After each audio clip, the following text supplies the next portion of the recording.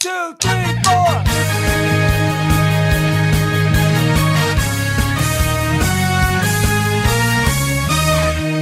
Good morning, my brothers and sisters. This is our 13th episode of the Good Morning Guys podcast. Thank you so much for joining us on this fine Morgung for me dog, after me dog in Eckville or Nut.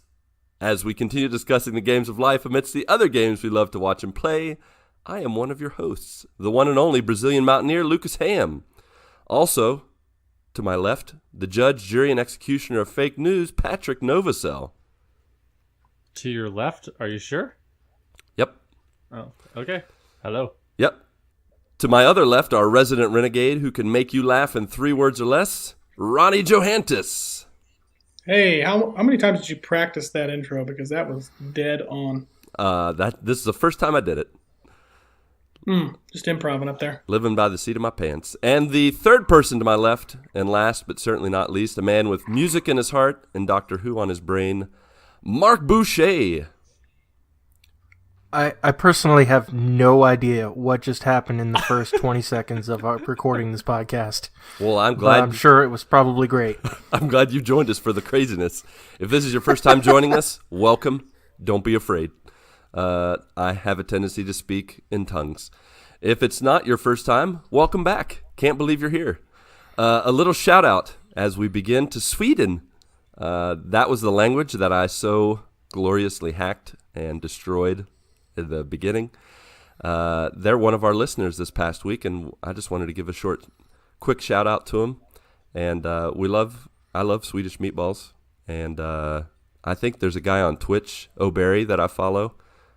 He's from Sweden.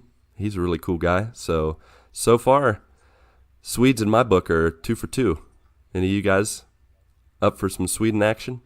Is that one of the? I did not prepare an accent here. Is that one of the locations in one of the James Bond movies?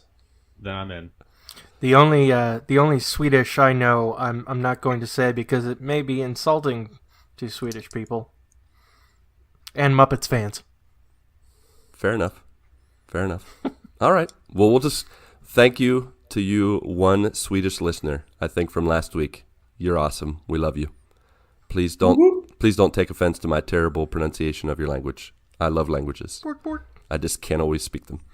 So, in other news, we have no new iTunes reviews. I'm a little sad because I really want Marc to do something wild and crazy. So if you cool cats out there have not given us a review, some stars, and a nice little written monologue sharing how we've affected your lives or maybe question your lives, we'd love to hear it. And if we can get 5 more, get 10 in total, then Marc is going to do something crazy. We have no idea what, but we won't know until you take that step of faith and give us a nice little review on iTunes. Last but certainly not least, you know, guys, this is the first full week of December, and there are some holidays, not at the end of the month, but at the beginning of the month. First of all, Happy Hanukkah. That started yesterday. For all you who celebrate that Festival of Lights, that's going on this week. Happy Hanukkah. Yeah. Dreidel, dreidel, I made you out of clay. Hey, I mean, you can't go wrong with that holiday. You got 8 days of presents. I mean, I think that's pretty cool. You got 8 crazy nights. That's right. And all thanks to the Maccabees. You know, they're the coolest. The other thing we need to keep in mind is it's National Hand Washing Awareness Week. You don't get that every week, do you? Because all the other weeks, hand washing's so overrated. People aren't aware that they need to wash their hands. We need to get the word out. Let's have a National Awareness Week. An entire week dedicated to hand washing like people don't know. Yeah. Every week is National Hand Washing Awareness Week. It should be, right? It should be National 1 week a year. It should be. I have to say that this year, I've totally banned in my life the hand dryers. The air hand dryers in bathrooms, because I saw that study where it's recycling the poop air, and when you're drying your hands off, and it just puts it all over your hands when your hands are wet. And I'm like, nope, can't do it. So now when I wash my hands and there's only the hand dryer, I just wave my hands around in the air like I'm a bird. I thought you were going to say you banned hand washing in your house. No. No more hand washing. Until I this can't. week. I didn't know. That's right. Until well, this week. then the awareness week came, and I'm like, oh, that's right. I need to wash my hands. Totally forgot. Silly me. This is also Christmas tree week because I guess if you buy a live tree, this is the week to do it. I don't think people are in the habit This of buying early? the live trees early. I think so. I don't know. It's Christmas tree week. That's the only thing that makes sense to me is that people would buy trees starting now. How long does a tree live when you buy it for a Christmas tree? I don't know. I mean, obviously, it's when you cut it, it's dead. I mean, I know that, but I guess so. How long does it look good when you? I think if you're faithful with it, probably about a month or so. Can we talk? But you've got to no way. go ahead. No, is it, I thought it was like a month, but can we talk about the fact that you're pretty much like when you buy a live tree and put it in your house, it's like hooking up a person to life support, and it's just you like putting water, and it's not really alive, but you're giving it water so it looks alive, and then at the end of the month, you just throw it out, like you pull the plug. That's a little dark, if you think about it. You just made Christmas single-handedly that much sadder for me, and I don't appreciate it. That's just the reality it is for trees. I mean, we got to look at things from their perspective. Trees. That's right. We're doing the world a service when we get them plastic trees. Saying is give trees a chance. That was beautiful. And then finally, this is also Tolerance Week. So if you're a smoker or if you're a motorcyclist that likes to cut me off in traffic this week, and this week only, I'm going to tolerate you. So next week, all bets are off. all bets are off next week. I can't guarantee anything. Yeah, go back to your normal selves. Yeah, everybody just go back to the same old thing. Oh, man. So, yeah, just so you know, Be aware of it. people got some weird holidays, let me tell you what. But moving on from that, it's a new week. I hope you guys had a good week. In fact, I hope it was so good that you want to tell us about it. Let's hear about it, guys. Let's start with Patrick. No, we started with Patrick last week. Just kidding. We're going to start with Marc. Marc, go. What you got for us, buddy? What's been going on? Okay, so Saturday was kind of a chill day, but we kind of spent it. We've been in the process of reorganizing the spare room that I'm in right now, where I record, because pretty much from the time that we moved in, it's been in shambles. It's basically one big storage room, and so we've been trying to reorganize it. Eventually, that Tartarus bookshelf, Yes, will thank you. be in here.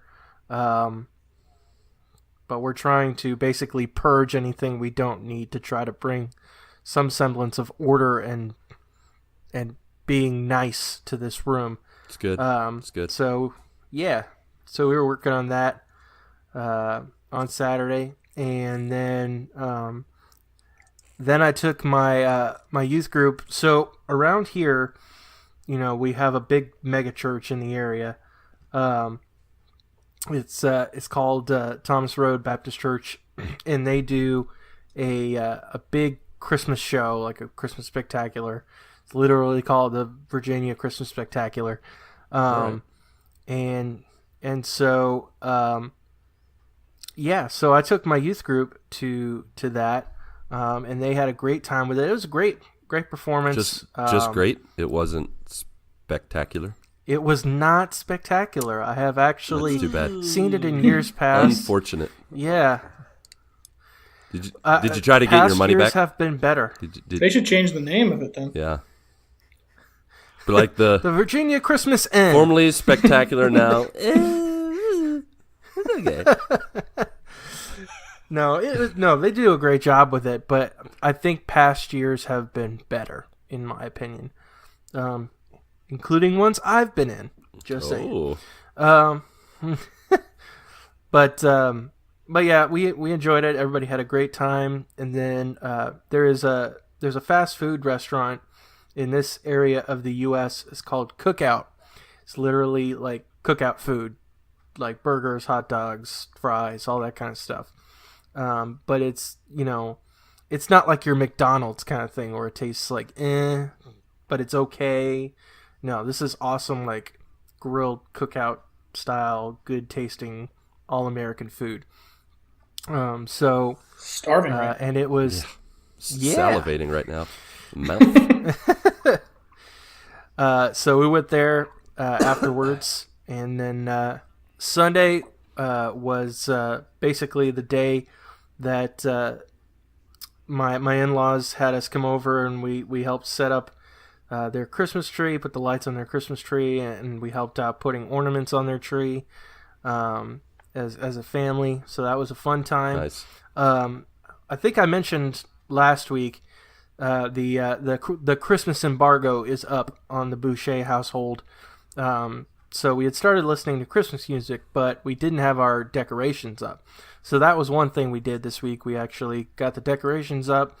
They're all nice and ready to go, and super excited for having Christmas lights up. It's always a wonderful time of the year. It's the most wonderful time of the year. Ding dong, ding dong. You know, I'm singing a lot of music here.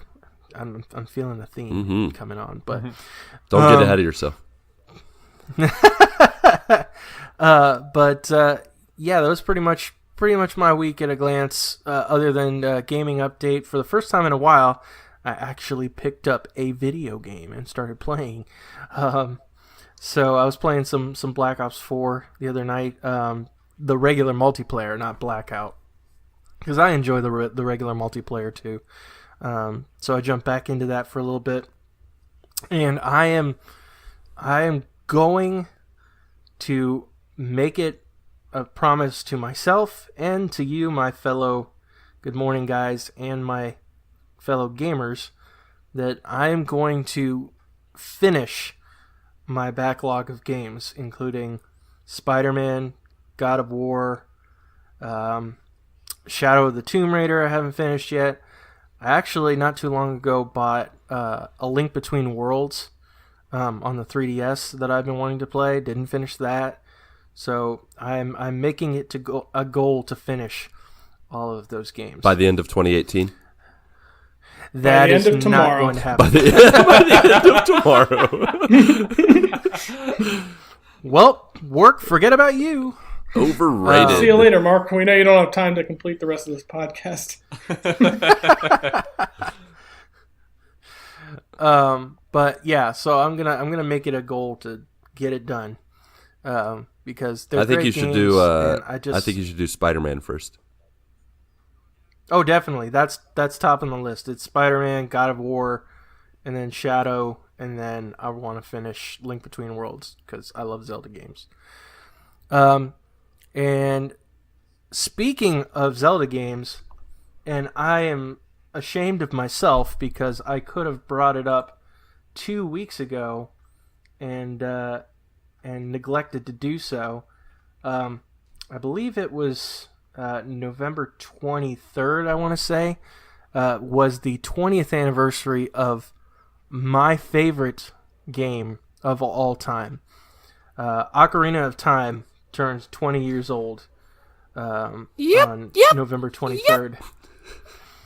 Hello. What's up? Hey. Listen. Look up here. It kind of mixes with the Three Amigos sometimes. Just look up here. What's up? For those that don't get the reference, in Ocarina of Time, there's a little fairy that drives you crazy throughout the game and just yells at you to give you tips that you don't need. And makes you just want to smash it. They're like no-brainer things. Like, you should probably go into this room. I wonder what's going on here. I'm like, well, that's where I'm going. But anyway, this is your favorite game? That's the only part of it I don't like. The rest of it is awesome. But anyway, yes, so Ocarina of Time just turned 20 years old, 2 decades. I remember the first time I played it, I rented it from Blockbuster, and it was one of those nice shiny gold cartridges, the special edition ones that they had. And there was just so much awesomeness about that game and revolutionized a lot of games afterward. So happy birthday, Ocarina of Time. Happy birthday. Super happy that you came Happy out. birthday, Zelda and Link. And yes. Bowser.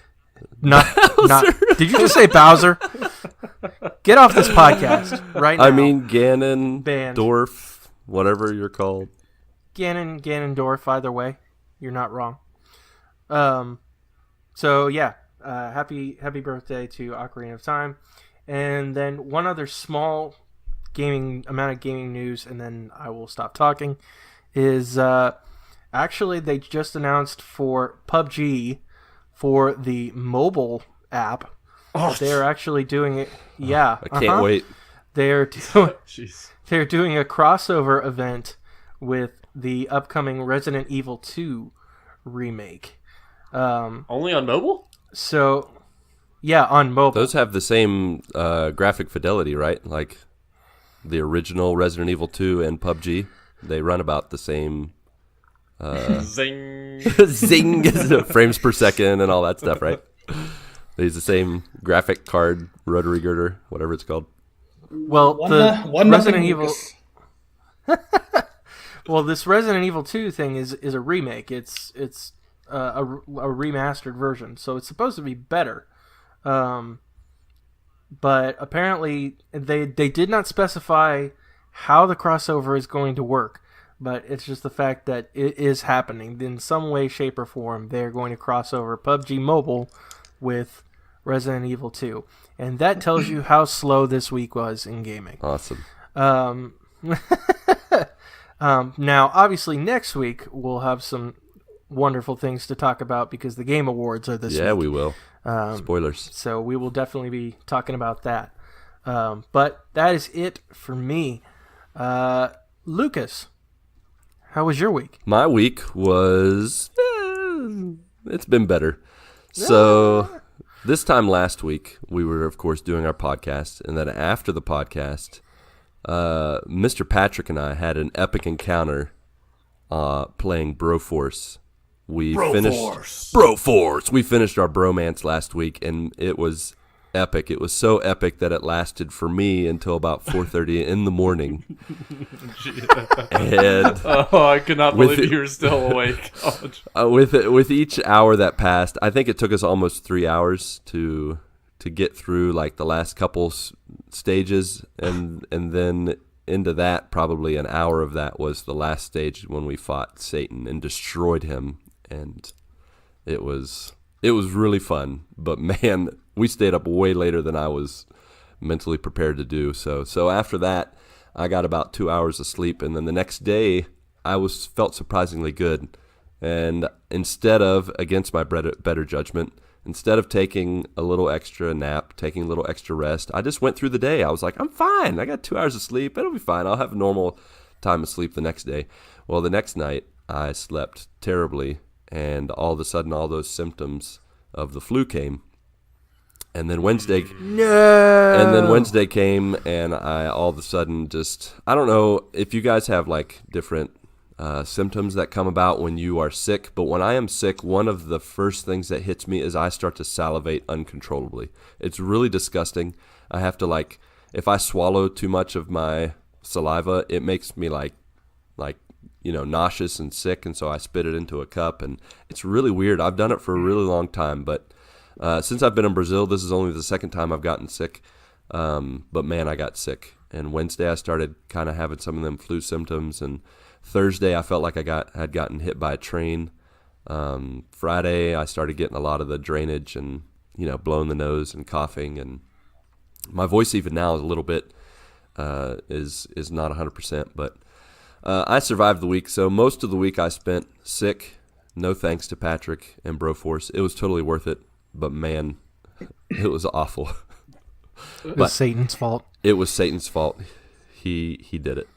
But it was totally worth it. It was a good time with my brother. My brother from another mother. So we had a good time. Congrats on completing Broforce. Thank you very much. It was a really fun game. And beyond that, I also completed Rayman Legends, as in got the platinum 100%. Woo! Thank you very much. Yeah, buddy. I looked back at all the daily challenges I did, and I did daily challenges every day for like a good solid 4 months. every day for Oh my gosh. 10 every day for like 10 minutes, 10, 15 minutes at the most. But I still would jump in, do a couple challenges, and then go and do other things in life. But I got the plat. And then along with that, I've also been loving me some Spider-Man. I will say that one positive side to being sick, I got a lot of extra Spider-Man time in. So I think on Wednesday and Thursday alone, I played a good 7-8 hours of Spider-Man between those 2 days. So that's some good solid time. It was some good solid Spider-Man time. Actually, just today, not really spoilers, but I did finish Act 2, and I will say some sinister things happened in that process. But if you know what I mean. I think Spider-Man is going to go down. It's not really a spoiler because in the trailers they showed before, they gave away things anyways, so they definitely did. It's really not a spoiler, but for some people it might be, so my apologies. What? Spider-Man's in this game? What? There are villains? But beyond the content of the story that I will not talk about anymore, I will say that so far at its current pace, this Spider-Man might go down as my favorite Superman video game. Superman what am I talking about? Yes. It's so good. Oh, dang it. Spoilers. I just gave away the spoilers. Superman shows up. Spider-Man is the best Superman game ever. Dang it. Lucas 2018.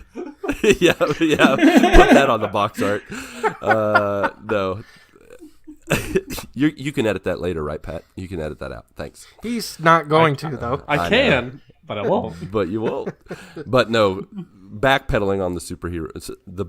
My favorite superhero video game of all time. It used to be the Arkham series, and I still love the Arkham series. It definitely does not belittle the Arkham series, but I think there's just some aspects of Spider-Man that I really like. For example, some of the character development, like between we'll just say the good guys and the bad guys, or even the good guys and the good guys, like Peter Parker and Spider-Man, his complicated relationship with Mary Jane. If anybody's watched the original Spider-Man 1, Spider-Man 2, Spider-Man 3, the relationship can be interesting, and it also can be annoying at the same time. But I think in the video game they do a really good job of developing kind of that awkwardness, and also how they care for each other, but how they also have their own purposes and the things that they want to do in life. So I really enjoy that. I really enjoy the combat system. I really think it's superior to the Arkham series, because for me at least, maybe I just never figured out how to do the Arkham games, but I always found myself just mashing square and dodge when the little dodge icons would show up. I feel like with I almost said Superman again. Dang it! I feel like with Spider-Man, they give you the verticality of it, like being able to do a lot of stuff in the air, and using, I think, the way they've laid out their gadgets and how the gadgets intermingle with your just basic punching and kicking. I think it just all works together a lot more seamlessly, and I really enjoy it. I don't feel like I'm mashing in buttons. I'm instead thinking, okay, I want to throw out an electrical web here, and I want to use this gadget here, or whatever. I find myself planning while I'm fighting.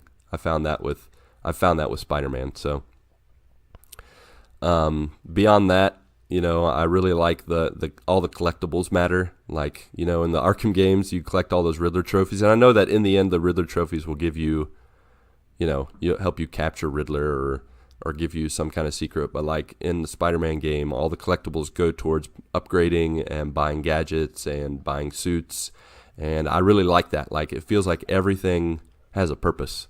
It's not just there to collect stuff. And so right. I really... And the collectibles in Spider-Man are, they're fun to do. They yeah, each have a purpose. There's a whole different aspect to it. Whereas the Arkham games, when you're going after the Riddler trophies, I mean, they're just the Riddler trophies over and over again. There's little puzzles and everything. But with Spider-Man, they're just fun collectibles and a little backstory, a little side story of who Spider-Man is, what Peter Parker does when he's not Spider-Man. So it is pretty cool. And it's fun. Yeah. And it makes you want to get more and more collectibles. It's super fun. And I've really enjoyed actually doing some of the collectibles. Like I said last week with my son, he can't catch the pigeons, but he can catch backpacks, and so he's been doing that with me, and it's just been really cool to just kind of play that game. Like the Arkham games were really dark, so many times my son couldn't play with me. Of course, at the same time, when I was playing the Arkham games, I think my son was like 1 or 2, so he just would have like salivated all over the controller and probably tried to chew on it, and that's all he could have done. So that wouldn't have worked out anyways. But I just have to say I really like Spider-Man, and I've really enjoyed the everything that's kind of gone into it. So I recommend it. And Mark, I definitely recommend that you continue it and maybe finish it with me. And then I'm actually going to be playing God of War after I beat Spider-Man. So we'll be following kind of the same path for a couple games, it seems. Besides that, I don't think anything else has been going on. So how about you, Ronnie? What's been going on in your life? Well, I went out this weekend and bought a brand new TV. I talked about it a little bit last week. Nice. What'd you get? I bought the Sony, a 65-inch Sony 900. So it's kind of funny. I was actually only going to get like the 850. And don't ask me what the difference is between them because I have no clue. For me, it was price. What's the difference? What's 50 more? What's 50 more do? 50 more what? I don't know. So anyways, I go in to get the Sony. You really did your homework on that one. Yeah. I was basically with my buddy who used to work at Best Buy in the TV section. And my other buddy already has one of these TVs. And then the guy in there actually said, yeah, it's like one of the best TVs I guess you can get like for the money. So, yeah, they all know way more than I do if they know one thing a piece. So I was good with their recommendations. Fair enough. So I get in the store, and I'm going in to buy the Sony 850, which is $1,000 for a 65-inch. And okay. I get in there, and he's like, well, we'll have to order that one. We don't have it. He's like, we have the 900. It's like, oh, that's so convenient. How much is the 900? We got the more expensive one. How much is the 900? I was like, he's like, $1,600. I was like, oh, geez, another $600.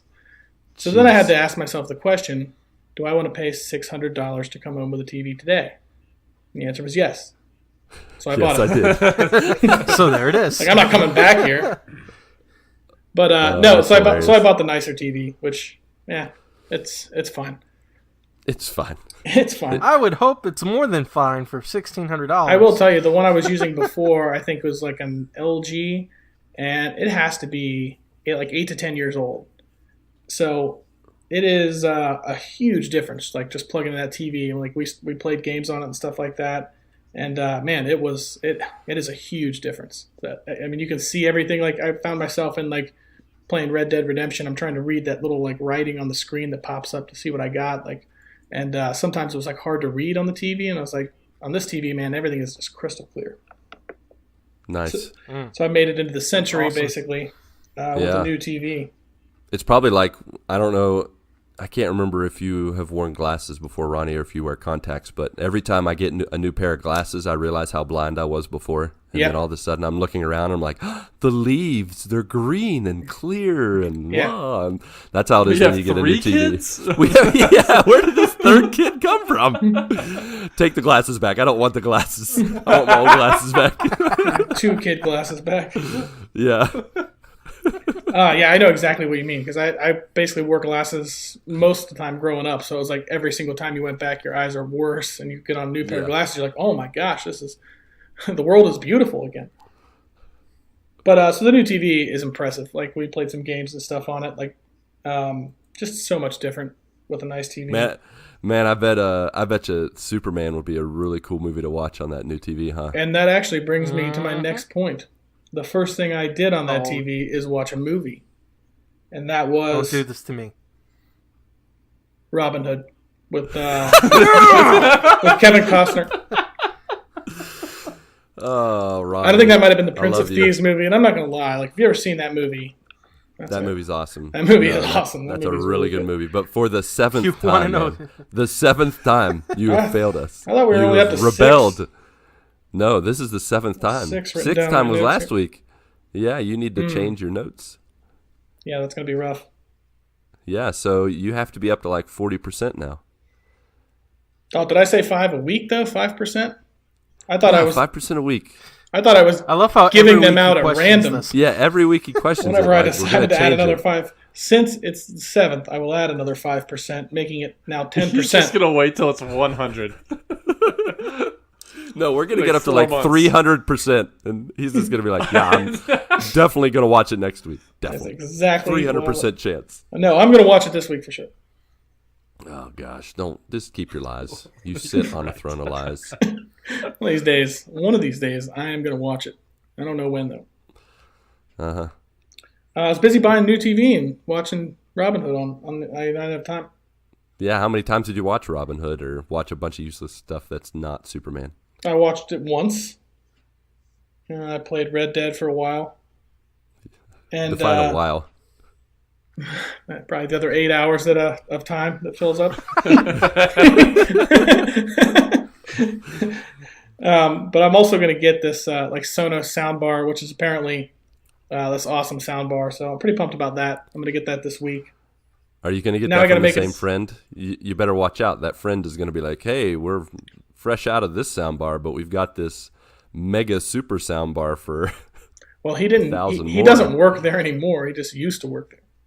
Oh, okay, fair enough. He's not like swindling me or something.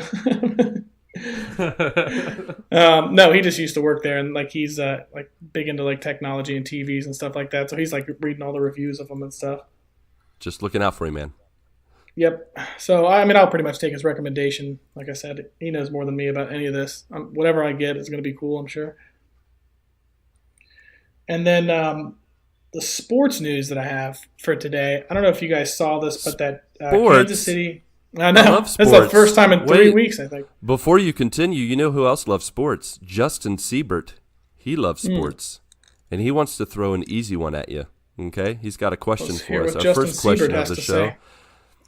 Justin Seibert has this to say. Is that how you say his name? Seibert? Seibert? No, it's Seibert. Dang it! That's why I knew it repeated right I when just you wanted to said it. continue I was with like, it. "That's- yeah, thanks. Justin Bieber? What? Justine. Oh no, this is from Justine Seibert. That's how you say it. Okay. Justine. No. Sheila. Okay. Justin said this. I'll throw an easy one at you. You don't see much implosion of football teams because of the win now culture, but should the Bengals start fresh, get rid of players, the Bengals who are not worth what they bring to the field, and have an understanding that 2019 will be whatever happens with no expectations. I read it how that's true. I read it how he wrote it. So I don't know Yeah, if it I think makes sense, but I think what he meant was since the Bengals are terrible this year, basically next year they're gonna like everybody will go into that season with no expectation. Like as a fan, if you have a horrible year, you don't just expect to have a great year the next year. So he's basically saying, why don't they, like get rid of some of their good players, get some draft picks, and like plan for the future rather than try and keep their like, the players that they're trying to win now with, which they're not doing. I don't understand how you can play for the future if you get rid of your good players. Well, so what you got to consider is like for the Bengals right now, let's say they're going to bring back, their quarterback, Andy Dalton, who's really not that great. Well, they have a guy like A.J. Green. They have a guy like A.J. Green who is probably a top 5 receiver in the NFL. He's incredible. And you're going to, instead of trade him away for future draft picks, you're going to continue to use him in a mediocre fashion for the next 3 or 4 years, however long his contract is. Like, would you want to keep him when you're not good, or trade him now while he has value? Does that make sense? Yeah, so you can grab better draft picks. Yeah. Get younger players that are some of them are quicker, faster, stronger, and get them get a position or a player that's in a position where you need them, like our offensive line, or our tight end is in shambles right now. So yeah. So I think we should just get rid of the coaches, get rid of the owner, get rid of the stadium. Let's just start all over. We're going to get taxed for the stadium here. That's not a like good idea. Plan. Stadium's fine. But anyways, I would agree. I think the Bengals have been pretty mediocre for the past few years. And, I heard one time, it's a baseball reference, but it does apply here. And it says, if you're not getting any better, then you should be getting worse. meaning you're not getting any better, you're not winning with what you have, well, then you should be trading that stuff, getting worse, and trying to get value so you can rebuild. In football, it's a cap sport, so it doesn't take 3-4 years like it does in baseball. I mean, they could turn it around in 2 years, but they would have to start making moves now to do that. So I would agree with that because they're very mediocre as a team right now. They're not going to do anything in the next probably couple of years unless they were to, maybe sell off a few pieces and try to get, some future talent. So they should strip it down, rebuild, and just cut their losses. I think they should. What they have now is definitely not working. Fair enough. So what other sports things have been going on? So the one story that kind of jumped out to me is it's a story about a Kansas City Chiefs running back. His name was Kareem Hunt. And he was just recently cut by his team because a video was released from TMZ. I guess this was a security cam video. I didn't watch it, but in this video, there's like a scuffle. Like this lady punches him or something like that in the middle of this. She ends up on the ground, and he kicks her while she's on the ground. That's why I didn't watch the video, because that sounds terrible. But so what happened was, as soon as the video was released, the Saints then released him from the team. The reason that this news story caught my attention is because this crime happened in February. And the team just now cut him, just like to cut ties and get away from the whole situation, because the video was released. So that just doesn't make any sense. If somebody is accused of a crime like that, whether there's video or not, it's still just as bad. But as soon as everybody saw the video, the Chiefs immediately released him. So it's just interesting that, even though it happened so long ago, now that the video is out, they're like, oh, yeah, no, we can't do this. So yeah. So did they have the video beforehand? Was he charged back in February? What happened? I believe he was charged back in February. But I don't know. So they had to know about it then. It wasn't like it was new information. No. I think they have to report anything like that to their team as a part of like a built-in like contract piece. So the Chiefs would have known about it. Wow. So they're just trying to sweep it under the rug because he's such a good player? Well, I mean, you could read that story on paper and it doesn't look as bad as video. Like, I understand that part, but it's the same crime. Like, I don't... Yeah. I don't know everything about the situation, but that just seems to be the way things happen. Like, I don't know if you guys remember... Boy, it's been a long time now. Probably like 5 years ago was the Ray Rice one. So it's a guy that like slugged his girlfriend in like the elevator or something like that. It's the same situation. Yeah. That had happened a while ago, and TMZ got a hold of the video and released it. Then they released him. So I mean, I don't know. I think like there are so many things out there where there's not a video, and there are players probably playing right through it. A lot of people like to, they're like, oh my gosh, I'm outraged by this. But I mean, that is the product that you're watching. Like, you have to understand that there's a lot of guys out there that have done a lot of horrible things, and if they weren't on video, their team probably still will keep them. Yeah. Yeah, it's pretty pathetic. Right. Yeah, I'm like you, Ronnie. I didn't watch the video only because it's something I don't need to. Yeah. I don't need to watch. Just like I read about it. I'm like, okay, this is obviously ridiculous. If it's on video, it's on video, and he got released. But I'm not going to click on it. I'm not going to give him the satisfaction of me watching anything or whatever. So I'm glad Kansas City did release him.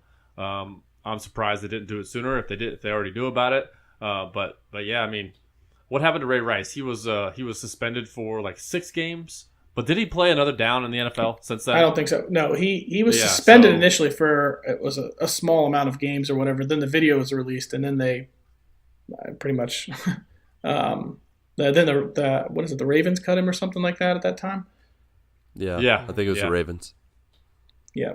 So it's a very similar situation. He's done. Apparently, from what I heard about, I heard from somebody that did watch the video, and it was not like, he didn't get like a hop and then kick this lady like in the face or something. I guess she was on the ground, and he kind of like side kicked her or something like that, which doesn't make it better. But I don't think that particular act was as brutal as it might sound.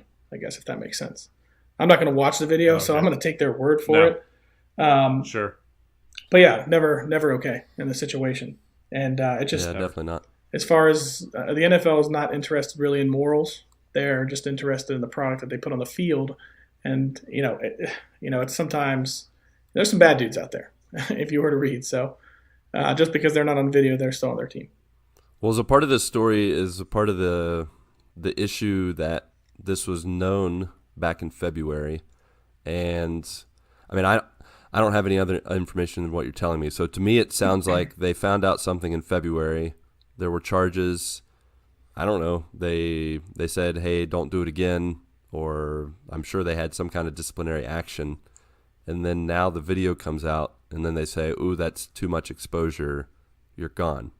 Yeah, pretty much. They definitely knew about it well in advance of the video coming out. But once the video came out, obviously the public, the public eye then turns onto it.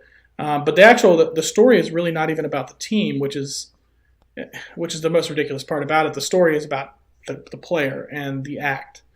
The team basically just pushed themselves away from the whole situation by releasing him. Yeah.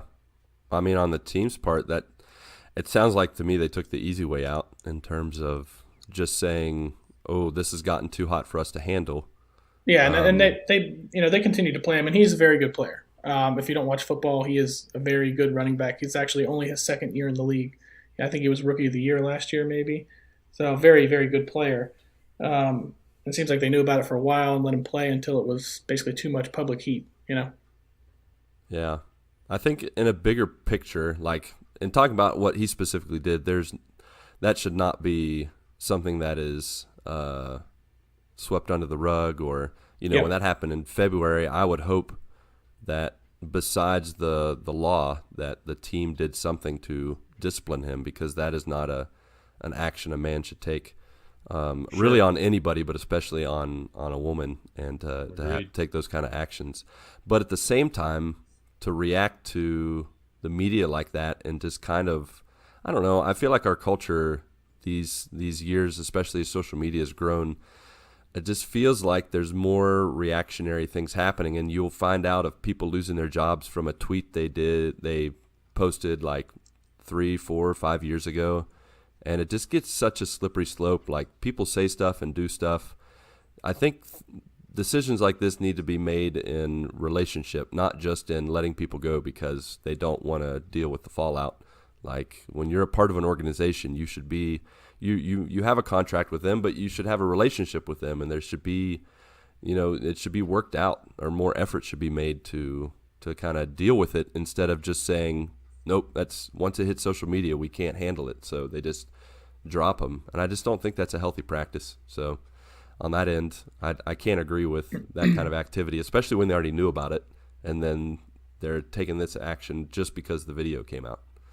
Yep. Yeah, it doesn't sound like they would have taken any action, because if they would have came out like, hey, we knew about this in February, we've been working with Kareem, he's been part of this program, he's been doing all this other stuff, he's been working with women and whatever, but I doubt any of that would have happened because they just released him without even a comment. Like, nope, you're gone. Yeah.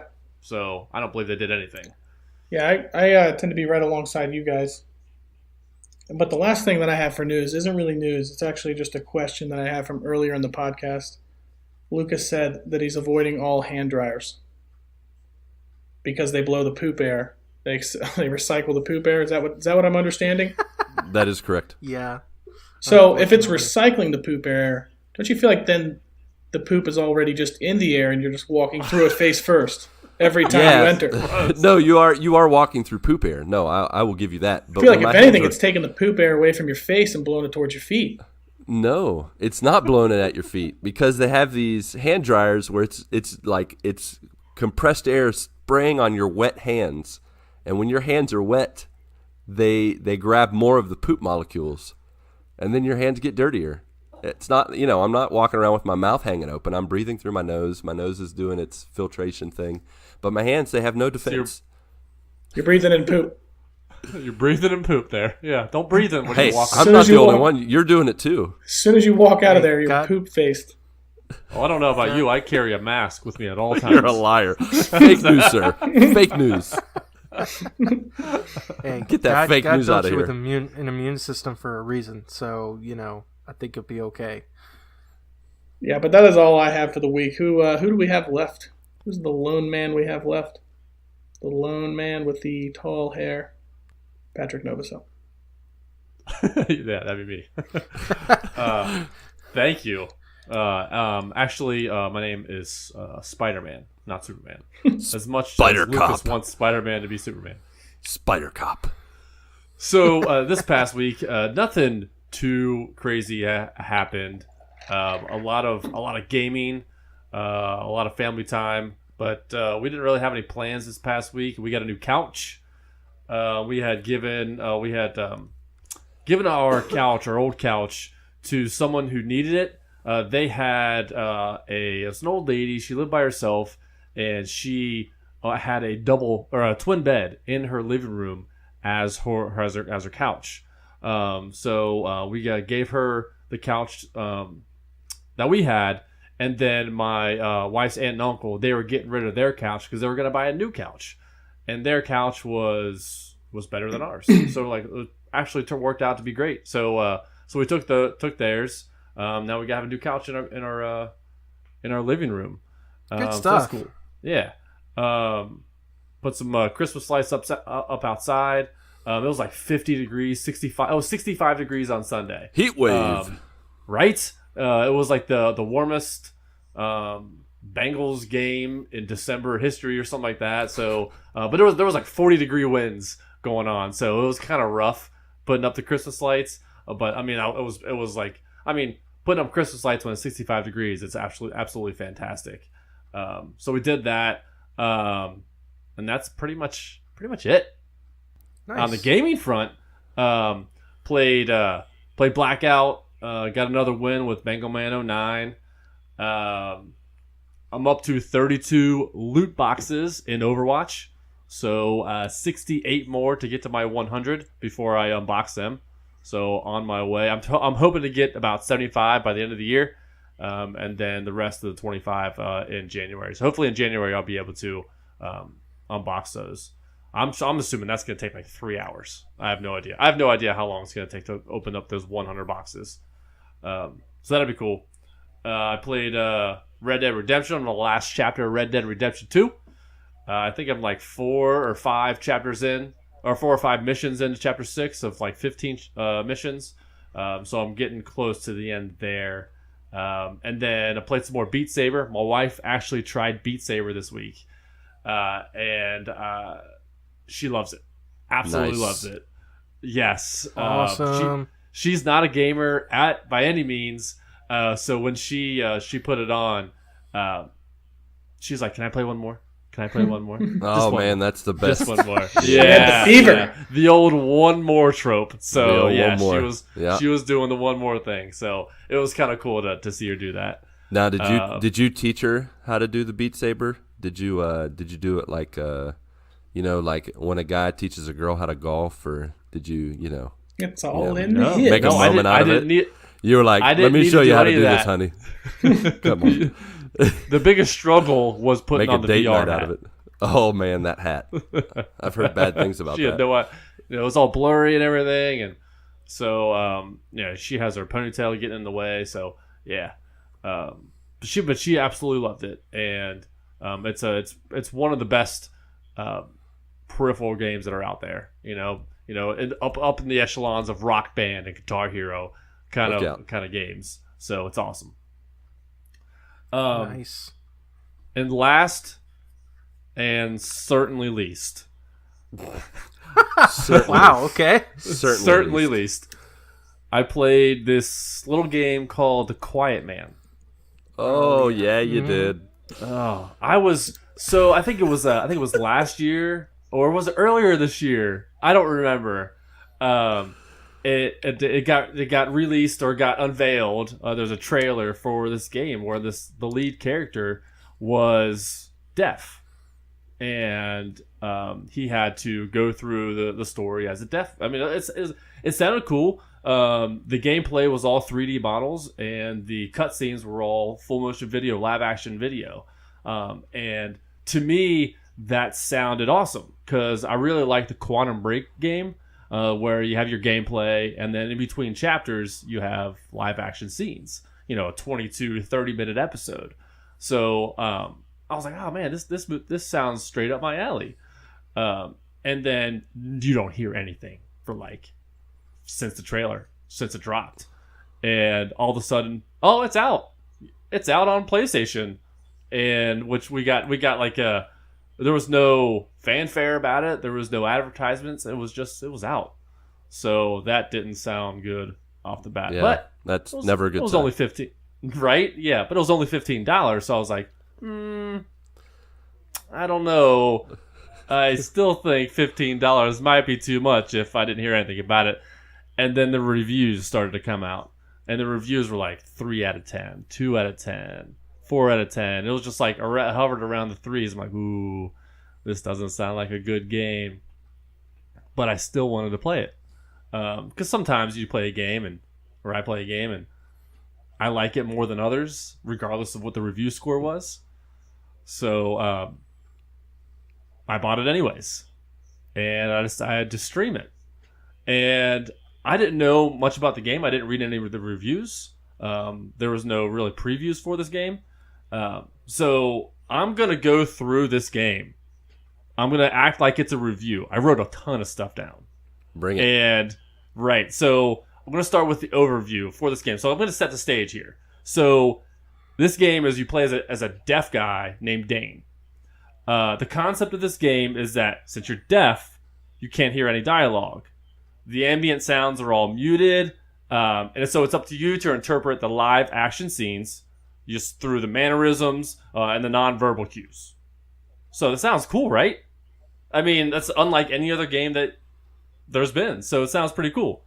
And then now that's the overview. Graphics. There's 2 parts. You got the live action scenes, and then you got your 3D models. The cut scenes for the live action were pretty good. That was shot well. It felt like it was a TV direction, but the acting was not good. There were times when in the cutscenes they would transition between the 3D models and the live action in the same cutscene. There was no transition to me playing the game. It would just go from live action to cutscene to 3D models to cutscene without me getting involved. Which was very strange. I'm like, why would they do that? Did they realize this game sucks so bad that they stopped recording live action scenes? Maybe they forgot to film some live action scene, and they're like, let's just put in a 3D modeled one. They won't be able to tell the difference. It'll look the same. Well, okay, so they tried to pull a fast one if they thought that I wouldn't notice the difference. There was a time in the game where I was fighting 3 thugs, all right?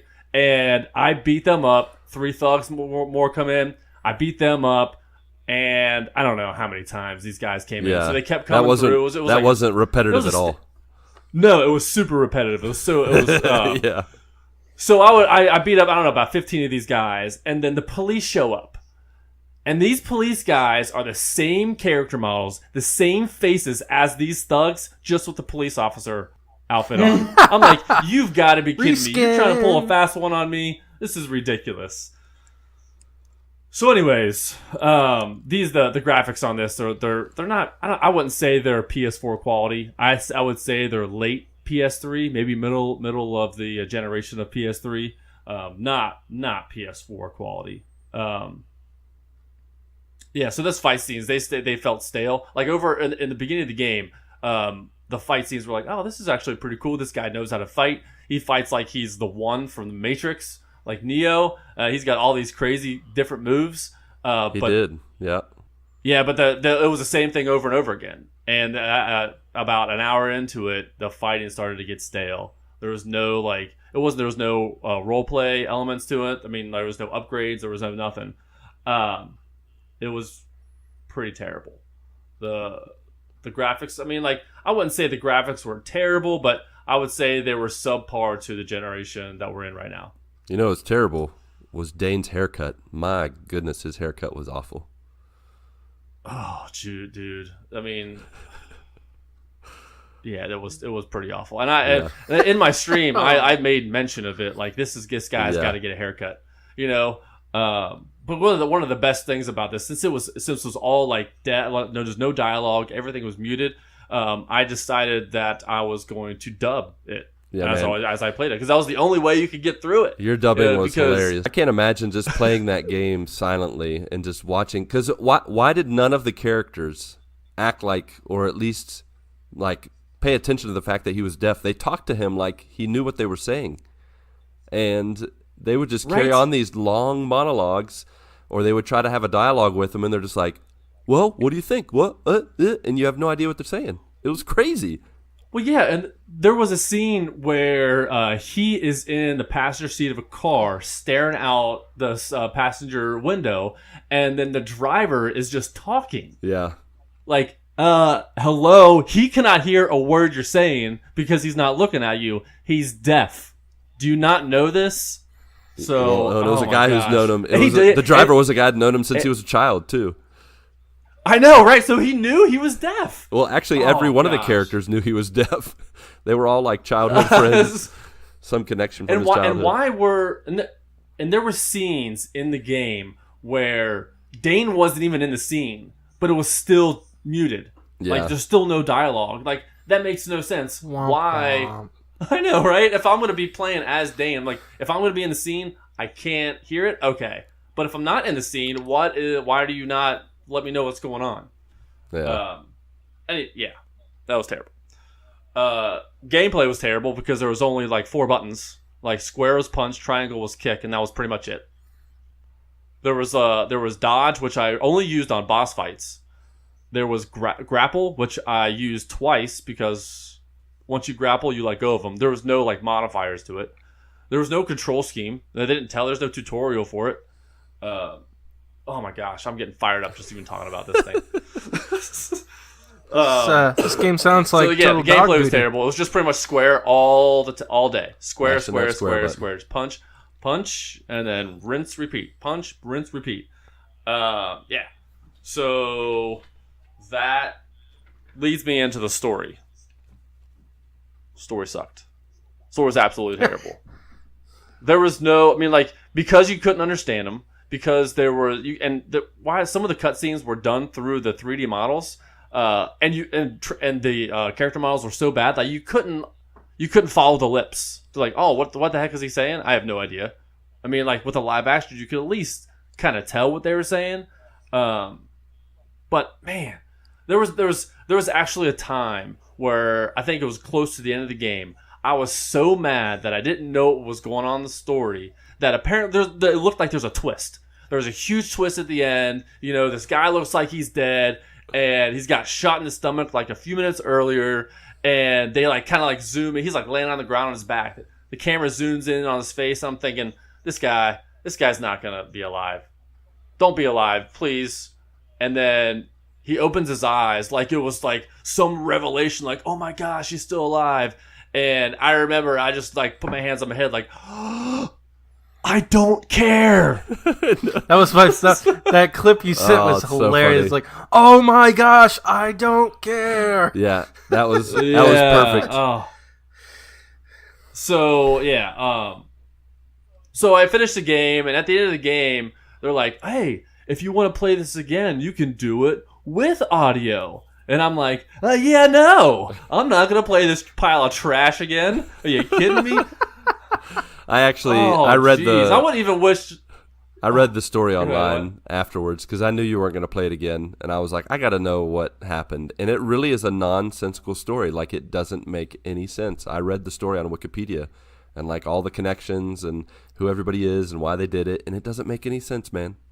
It was so weird. It was such a weird movie. And like at the end, when he becomes the quiet man, as it were, and he puts on the bird mask and he gets all those supernatural powers and all that crazy stuff. Yeah, what was that about? What was that so weird. And it was like, why? And then his father figure puts on the bird mask after that and fights him for whatever reason. We don't know why. Like, and it doesn't even make sense when you know the story why he fought him at the end. Like, they just fight each other and have a stalemate, and that's the end. Yeah, there's so much that I missed in this, like the point where his mom has died, and now he is in love with this woman that looks exactly like his mom. It's because it was the same actress. It was the same actress. I'm like, this is so odd. Yeah. What in the world is So going weird. on? So weird. Oh my gosh. 1 out of 10. Not a 3 out of 10. It's 1 out of 10. 0 points for everything else. Hey, man. It was one. It's 1 out of 10 for the premise. 0 points for everything else. Nothing. You're not. I'm like, I wouldn't even wish this game on my worst enemy. It was so bad. The only thing that kept it going was the dubbing. Yeah. And the chat going on in the stream. I mean, it felt like I was doing my own bad lip reading episode. You were on YouTube. It was good stuff. I will give your lip reading through your 2 streams that it took you to finish the game. I'll give you a 7 out of 10. And I only give you a lower 7 out of 10 because you let your emotions get the better of you and you focus too much on the actual game itself. You took it too seriously sometimes. You should have just made it a joke the whole time. You thought I took it seriously? Did you watch the stream? No. I don't mean the whole time you took it seriously, but like it was clear you were getting frustrated. Like especially in the second one where it glitched out during that one boss fight. Oh, and yeah. That was so weird. And for one, I didn't know what was going on in the story anyways, and for them to glitch out and then like cut an entire scene for me watching, it's like, oh yeah, great, awesome, thanks. But I think you could have dubbed some more. In all fairness, I Good think everything you told me about this game just now, except for the concept of the game, led me to believe that this game is going to be absolutely a piece of trash. That is correct. Yes, that is correct. It could be. It could be considered one of the worst games of the year. Is there an award for the worst game of the year? Do they do those? Do they like the Razzies? Do they do those for games? I can't remember. I hope so. Probably not in today's climate. They don't need to. This one won. This one worst won. game of the year. Yep. Hands down. I think somebody some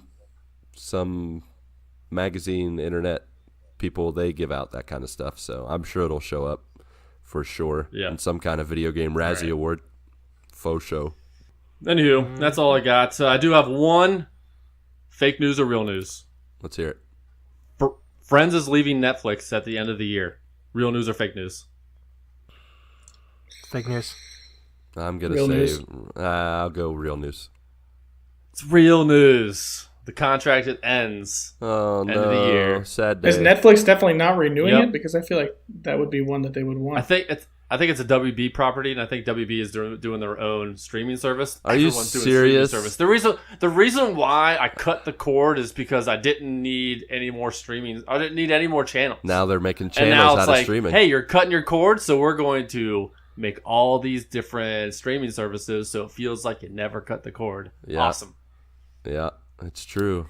It's Hey, crazy, man. hey, Just hey, how they cut hey. Daredevil and stuff. Hey. Hey, guess what? Hey. Hey, Friends isn't leaving Netflix.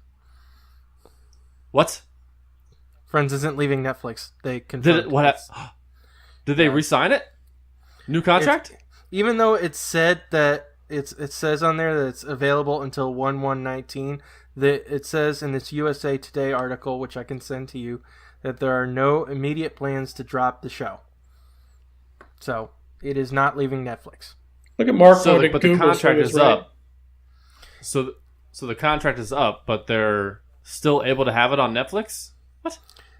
Yeah, basically it says that on whatever site they found that, where it says it's available until 1/1/19 or whatever. Here, I'll send you the link to the article. But Okay. they came out and said there are no immediate plans to drop the show, that it is not leaving This Netflix. news is to be determined. All right. So it's still in I'll do a limbo little more. between fake and real news then. It is rake news. Rake news. All Fake right. news. It's real news? Rake But news? yeah, that's all I got. That's all. I'm done. I'm finished. All right.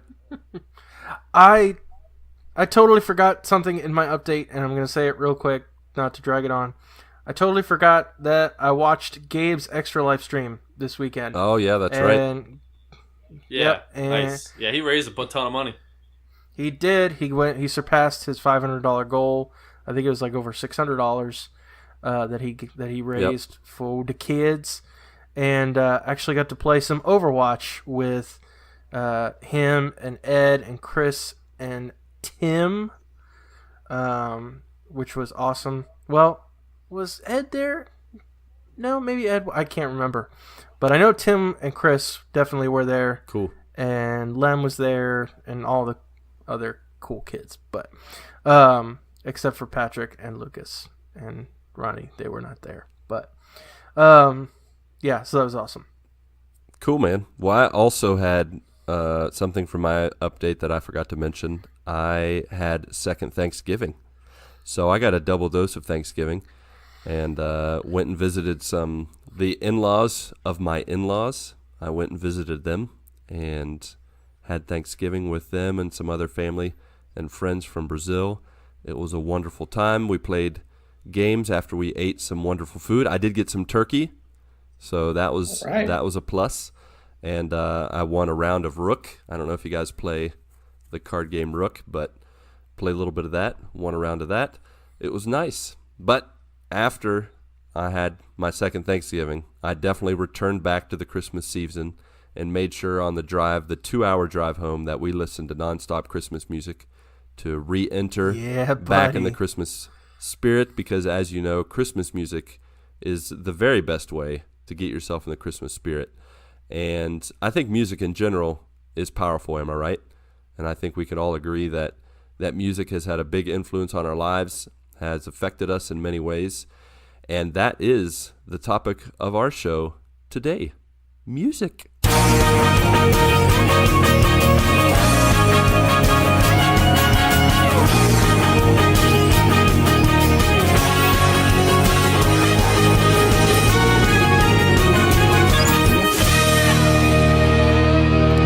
Alrighty then, so we are talking about music as it has formed and changed our lives.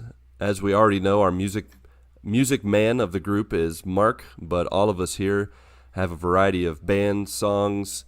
We have our own histories with music. I think music, along with family, along with faith, music has a great impact on people's lives. And I know that for me, a lot of my favorite memories in the past, when I was a kid, when I was a teenager, going through school and all that stuff, like a lot of times some of my favorite memories have music associated with them. So today we're going to be sharing a little bit about our past in music, kind of where it got started, our heritage, all those kind of things. To start things out, actually we have a question from Sheldor in the Discord. Hey, Sheldor. He wanted to know this. Hi, Sheldor. He said, for me personally, I grew up on country and air guitar. Thank you, Mom. What music do you like because your parents, for either they played it a lot or you had fond memories of listening to it with them? So, a lot of times we don't choose our own music when we get started. A lot of times it's because of our parents and the musical styles they have. So, what kind of musical styles and practices did your parents have, and what of that rubbed off on you? Rock. I want to rock. Yeah, lots and lots of classic rock music and alternative rock. Like I had mentioned in a previous episode, my mom used to have like a boombox radio on 24/7 in the house. Like that was always the backdrop to our kitchen, was that radio being on. And so a lot of times it was, it was a lot of times it was pop radio, but a lot of times it was the local rock station where they'd play rock music past and present. And so that's where I developed my love of rock music. Anything from, you got your Metallica, you've got your bands like, Alice in Chains and, wow, and now names are escaping me. Stone Temple Pilots, Incubus, all those rock bands, and then obviously the classic rock bands, Black Sabbath and the Beatles and all that kind of stuff. They would play on the local rock station. So, yeah, definitely rock. Cool.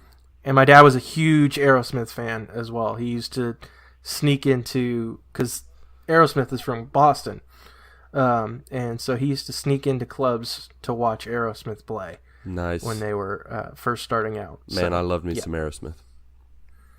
How about you, Patrick? See, I don't remember my parents listening to music. I kind of listened to my own music. I mean, pretty much my entire childhood. But one of the songs that my mom used to sing when I was a kid was Paul Anka's "Put Your Head on My Shoulder." She would sing the "Put Your Head on My Shoulder," and I would respond, "Baby." Like and that's nice. And when I got married, that's the so the cute. last song in our reception was that "Put Your Head on My Shoulder," and that's a song that my mom and I danced to. So yeah, I mean that's one of the only songs that I can remember that I have a direct impact on me from what my parents listened to. So I think the first music, and it really stuck with me even now, is I remember driving around as a kid with my dad in the car. Keep in mind, I was born in '87, so basically the '90s were a lot of my young childhood growing up. And my dad always listened to, all the classic '90s, like alt bands. You had like Green Day, No Doubt, like Sublime, Bush, Nirvana, like all those songs. And I still listen to all those bands weekly. But yeah, it's definitely the stuff that stuck with me. On a side note, my mom would listen to like jock jams. Oh, nice. And, those didn't really those really didn't stick. Oh yeah. But it is a funny side note. Every time I hear those now, I think of her. On the floor tonight. Jock jams. Oh my gosh, I still remember those infomercials that they would show on TV. Yeah, man. Oh man, I think for my parents, they weren't really like, I guess I'd say hardcore. Like they did have a record player, and I remember my dad having quite the collection of records. But by the time I came along, he was like a workaholic, and so he worked most of the time, and he never got those. I don't ever remember him getting those records out, and I actually don't even know where those records are now. It makes me kind of sad because when I was a little kid, I would always look at them, but I wasn't so crazy that I would get them out and, put them into the record player. No one ever showed me what they were really for. So I figured it out later because my neighbor, he and his family, they had a record player and they would play some records and stuff. But I grew up with my mom playing a lot of Earth, Wind and Fire, The Carpenters, Air Supply. She loved Harry Connick Jr., a lot of jazz music. And then my dad, riding in the truck with him, Ronnie mentioned all those different bands that I grew up in middle school and high school listening to, like Nirvana and Bush and Green Day. Back in the day when I would ride with my dad in the truck, it was like 24/7 Kenny G. Kenny G. Kenny G. Saxophone, jazz band,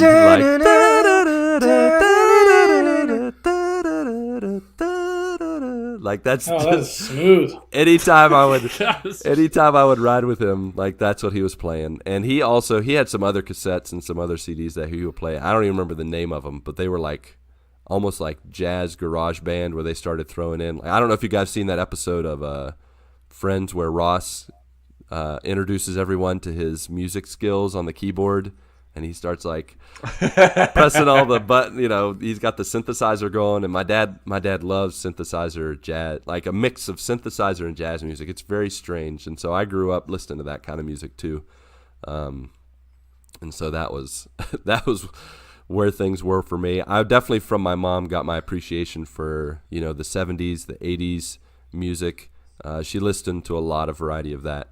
And, when I would look through my dad's records, I would get ideas for music to listen to also. I remember my mom had, I think I told this story already on a previous episode, the fact that my mom had Beatles records growing up. She was the president of the Beatles fan club at nice. At school.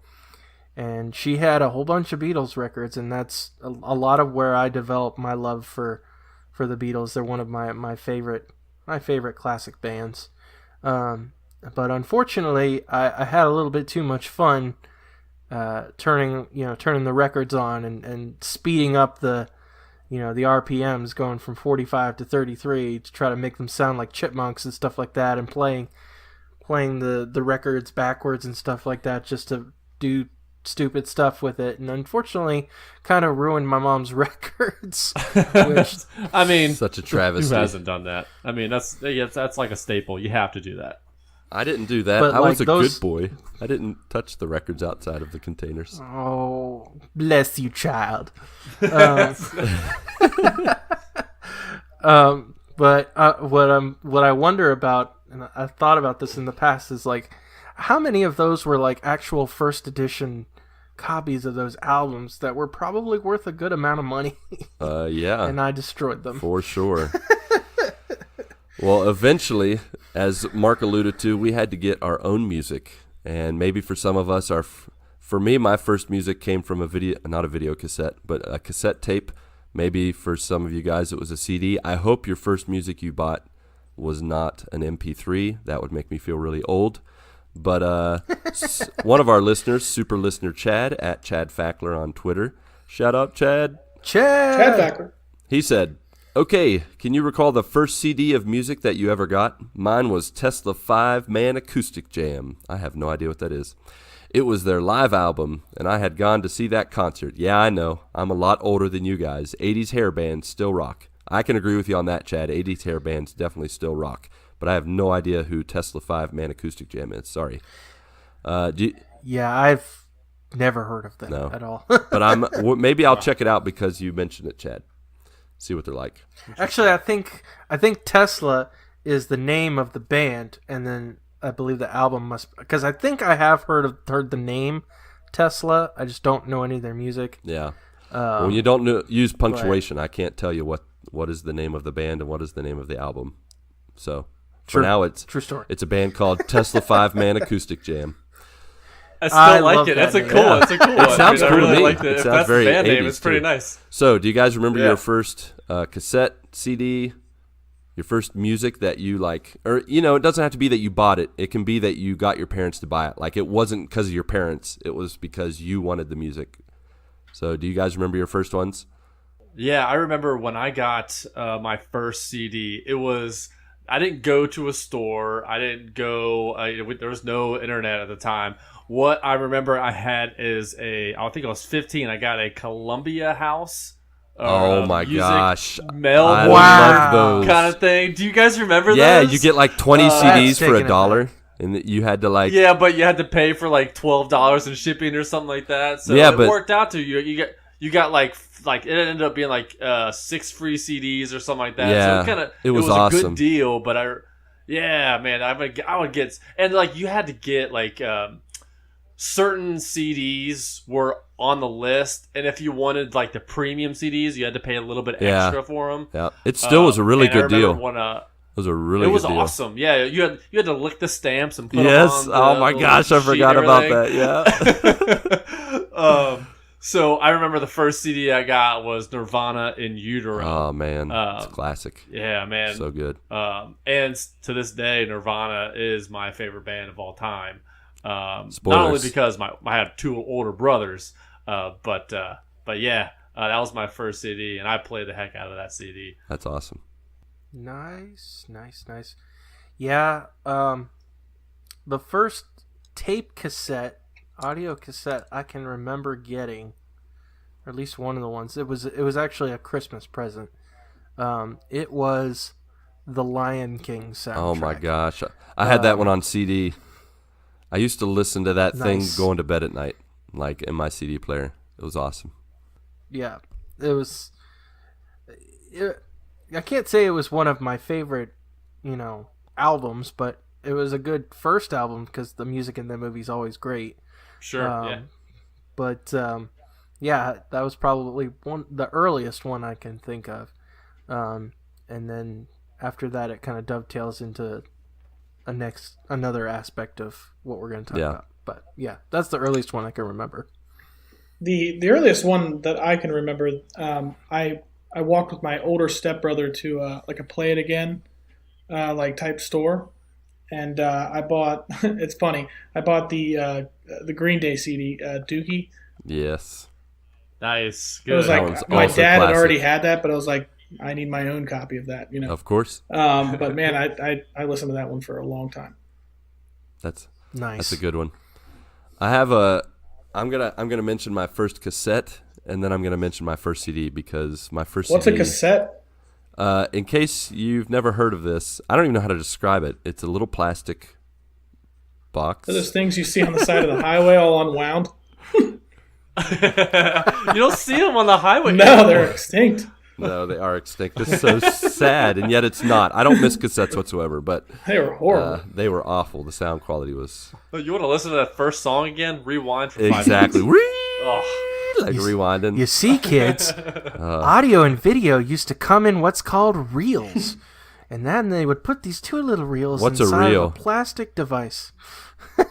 they're pieces of like long. I believe it's used in what fishing. was that voice? You totally lost our young listeners. Sorry, young listeners.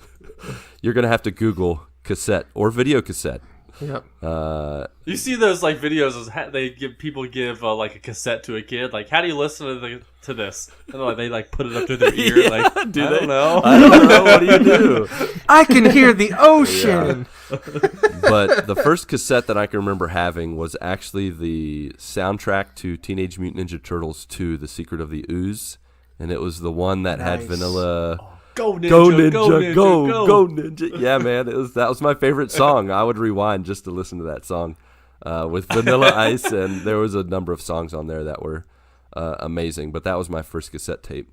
My first CD was definitely not a CD that I really, as an adult, want to claim, but This is gonna be good. it's the CD I chose, and I chose it because of peer pressure. I felt the pressure, and I went to a store with my dad, a music store, and we were looking around, and my friends had said, "Man, you gotta check out this Snoop Doggy Dogg. You gotta check out this CD." And I'm like, Snoop Doggy Dogg. I'm like, okay, I'll check it out. And I go to the store. I'm with my dad. We're just looking around, and I find the CD. And it's the cover is a cartoon, and it's got dogs on it. I'm like, oh, this is cool. It's got cartoons. This should be a cool CD.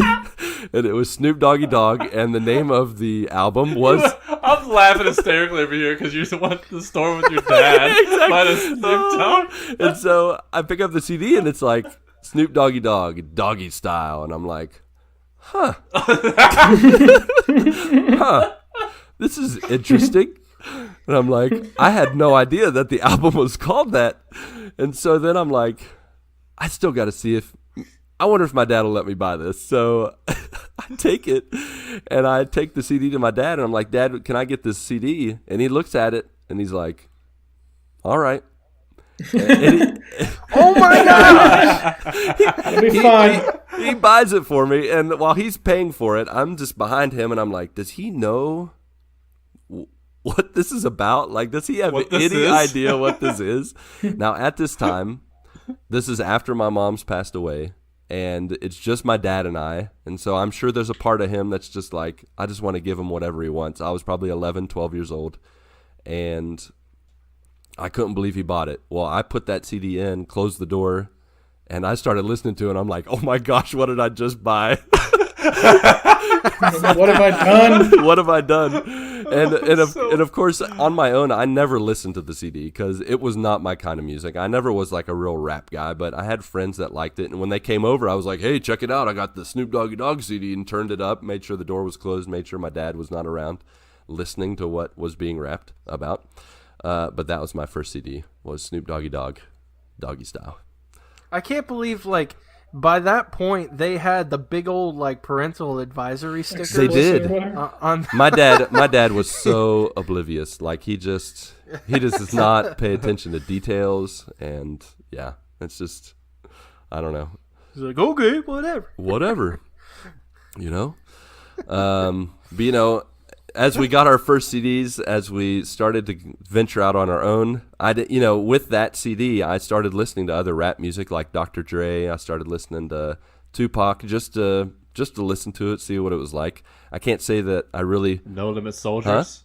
Did you listen to the No Limit Soldiers? No, I didn't listen to that. Master P. Oh, and I remember. C Murder. Make him say. Make him say, I vaguely remember that, but I did not. nah. I didn't get much past like what was like the big pop culture, the pop rap at the time, Dr. Dre, Snoop Dogg, that were like out in the forefront.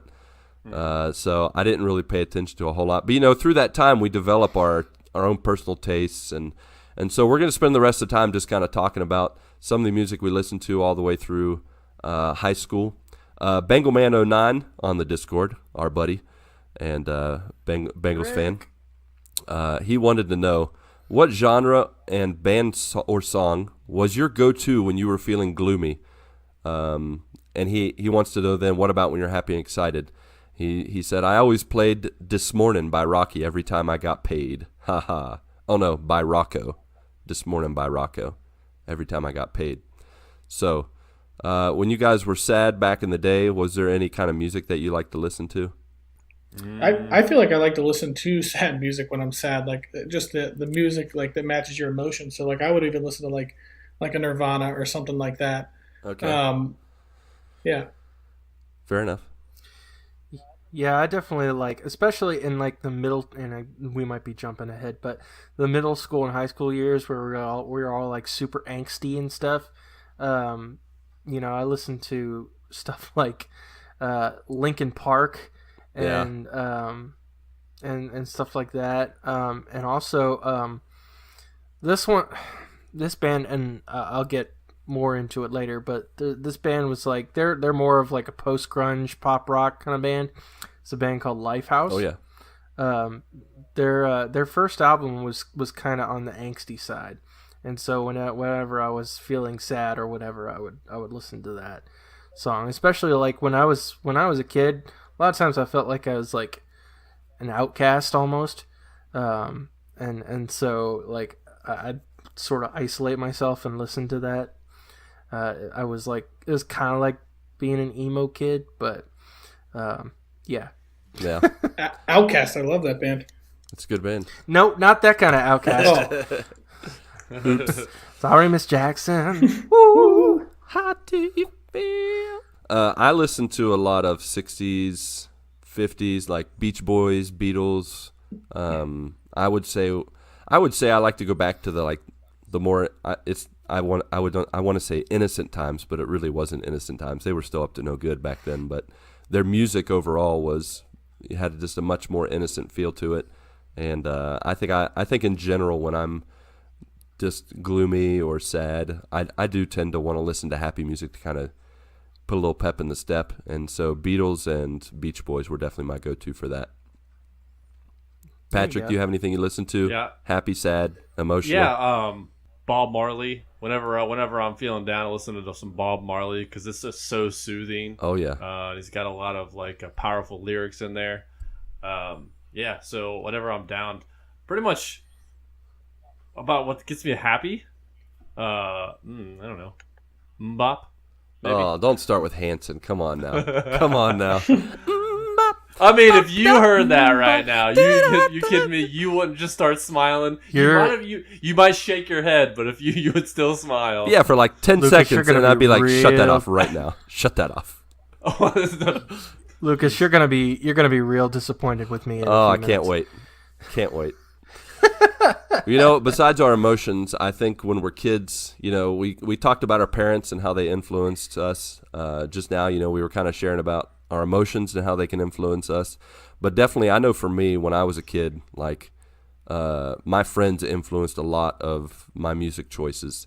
And at Dante's Belmont, or Berna Excelsior, I don't know how to read his name on Twitter. I love you, Bernabe Butters. Bernabe Butters, love you, man.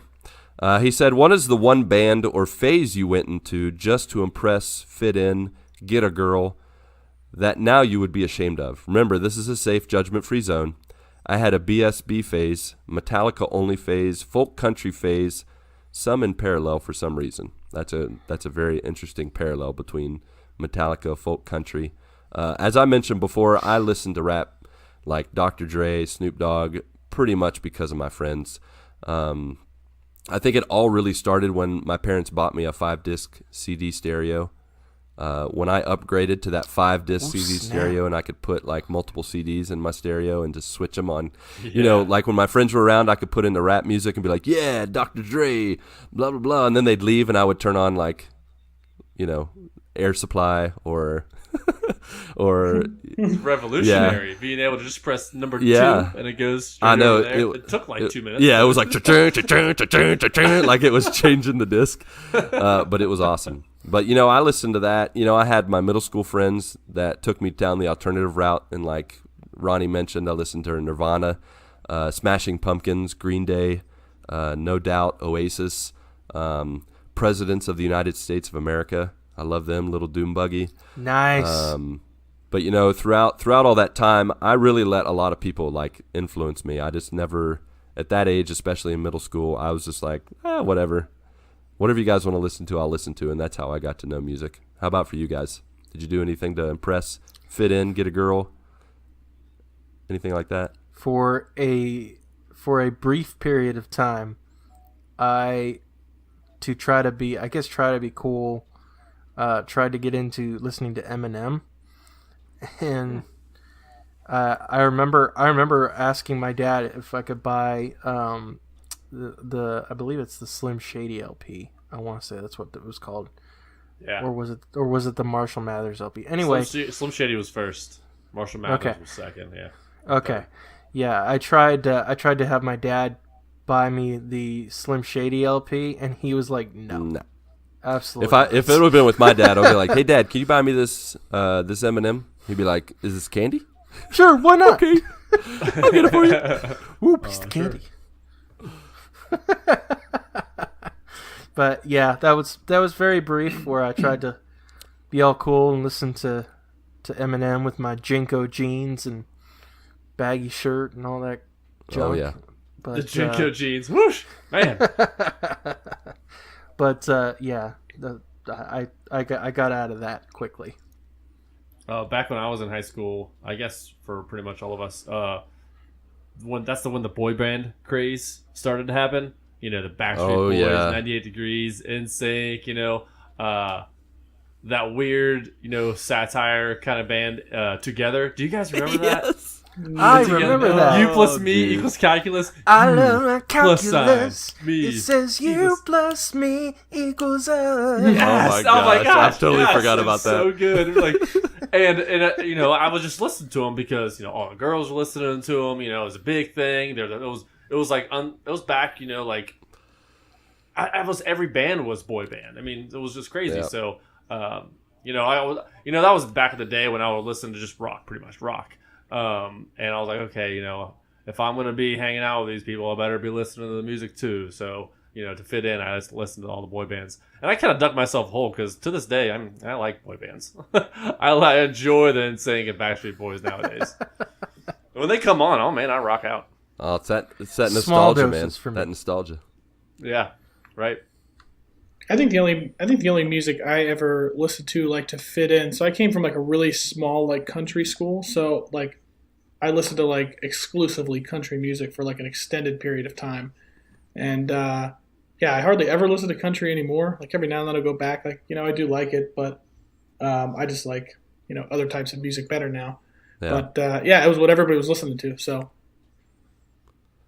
That's my least favorite type of music to listen to. Yeah, I cannot me too. stand a lot of country, except for like Johnny Cash and stuff like Johnny that. Cash was kind of like rock and roll. Yeah, I have a hard time seeing him as country music, but you know. He's old school country, like the original country. Right. So on the opposite end, Duncan Rogers wanted to know, what were your guilty pleasure bands or songs to listen to for fear of being made fun of by your friends or peers? For reference, mine was Chemical Romance, because my friends and I were metalheads. I never got much into Chemical Romance, but I definitely can understand the kind of the guilty pleasure bands, the things you listen to when it was just you at home. You know, I already mentioned I've always loved soundtracks. I've always loved musicals. Movies play, you know, musical plays, musical movies, soundtracks to movies. I had the the Lion King soundtrack, Tarzan, Jurassic Park. I can't tell you how long after the movie Jurassic Park came out that I bought the soundtrack, and I would go to sleep listening to like just listening to the and like envisioning the movie, Yeah, and I, and as I got older, when I started taking my faith seriously and started, following God and realizing that there were Christian bands, this was a revelation for me. I remember going to summer camp one year, and I was in my dorm, with some guys, and one guy's like, "Hey, do you guys mind if I play some music while we go to sleep tonight?" And we're like, "Sure." And he played all night long, Jars of Clay. I don't know if you guys have ever heard of the band Jars of Clay, but they're a really popular Christian band, old school, like when Christian music was first starting to become more contemporary and more modern and stuff. I loved me some Jars of Clay, Third Day, Newsboys, DC Talk, Audio Adrenaline, All Star United. Like, that's when I truly started like forming my music taste. And those bands are the ones, soundtracks and Christian music are the two genres that I listen to and have I have the largest collection of music for, outside of classic 80s and 90s music, of course, too. But that was some of my guilty pleasures and the things that I, helped form my private collection that I really enjoyed, regardless of anybody's influence. How about for you guys? So, okay, here's where you're about to be ashamed of me. And I'm gonna explain something to you. So when I was a kid, my friend and I were huge Hanson fans. We had their first album. We were like there was like an Eggo Waffles promotion where like you could, like, if you bought a certain amount of boxes, you could save up and you could actually send out for a free Hanson t-shirt. And I did that. And I got me a free Hanson t-shirt. Do you still have it? I don't. I do that's not. Too bad. So no, we used to play that first album all the time. And obviously it wasn't cool because they were a boy band and all that kind of stuff. It looked like a bunch of girls. They did, yeah. Everybody would call them the Hanson sisters. Actually, they had super long. I think hair. they had hair like that Dane character in The Quiet Man. He kind of looked like a Hanson, didn't he, Patrick? Yes. I'm pretty sure he was one of the Hanson brothers, and we just didn't know it. I will have you know today that these guys are talented musicians. Like they play all their own instruments. They are incredible vocalists.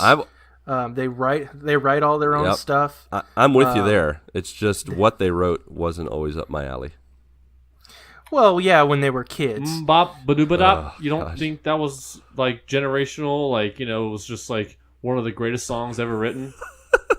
Well, nobody said they were writing like Grammy-winning stuff, but oh man, they had other songs besides that. They write their own stuff. Yes. Well, they have other stuff besides that one song. They do.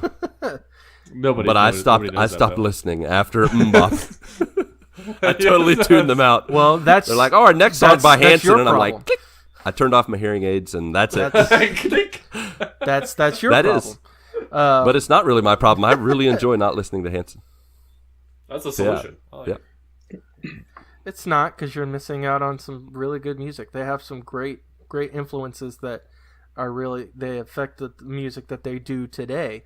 Like, they're big into like classic soul and rock and like Motown style stuff that have really influenced their songwriting, and it plays out in the type of music they do today. All right. And it's good stuff. And like I said, they're very talented musicians.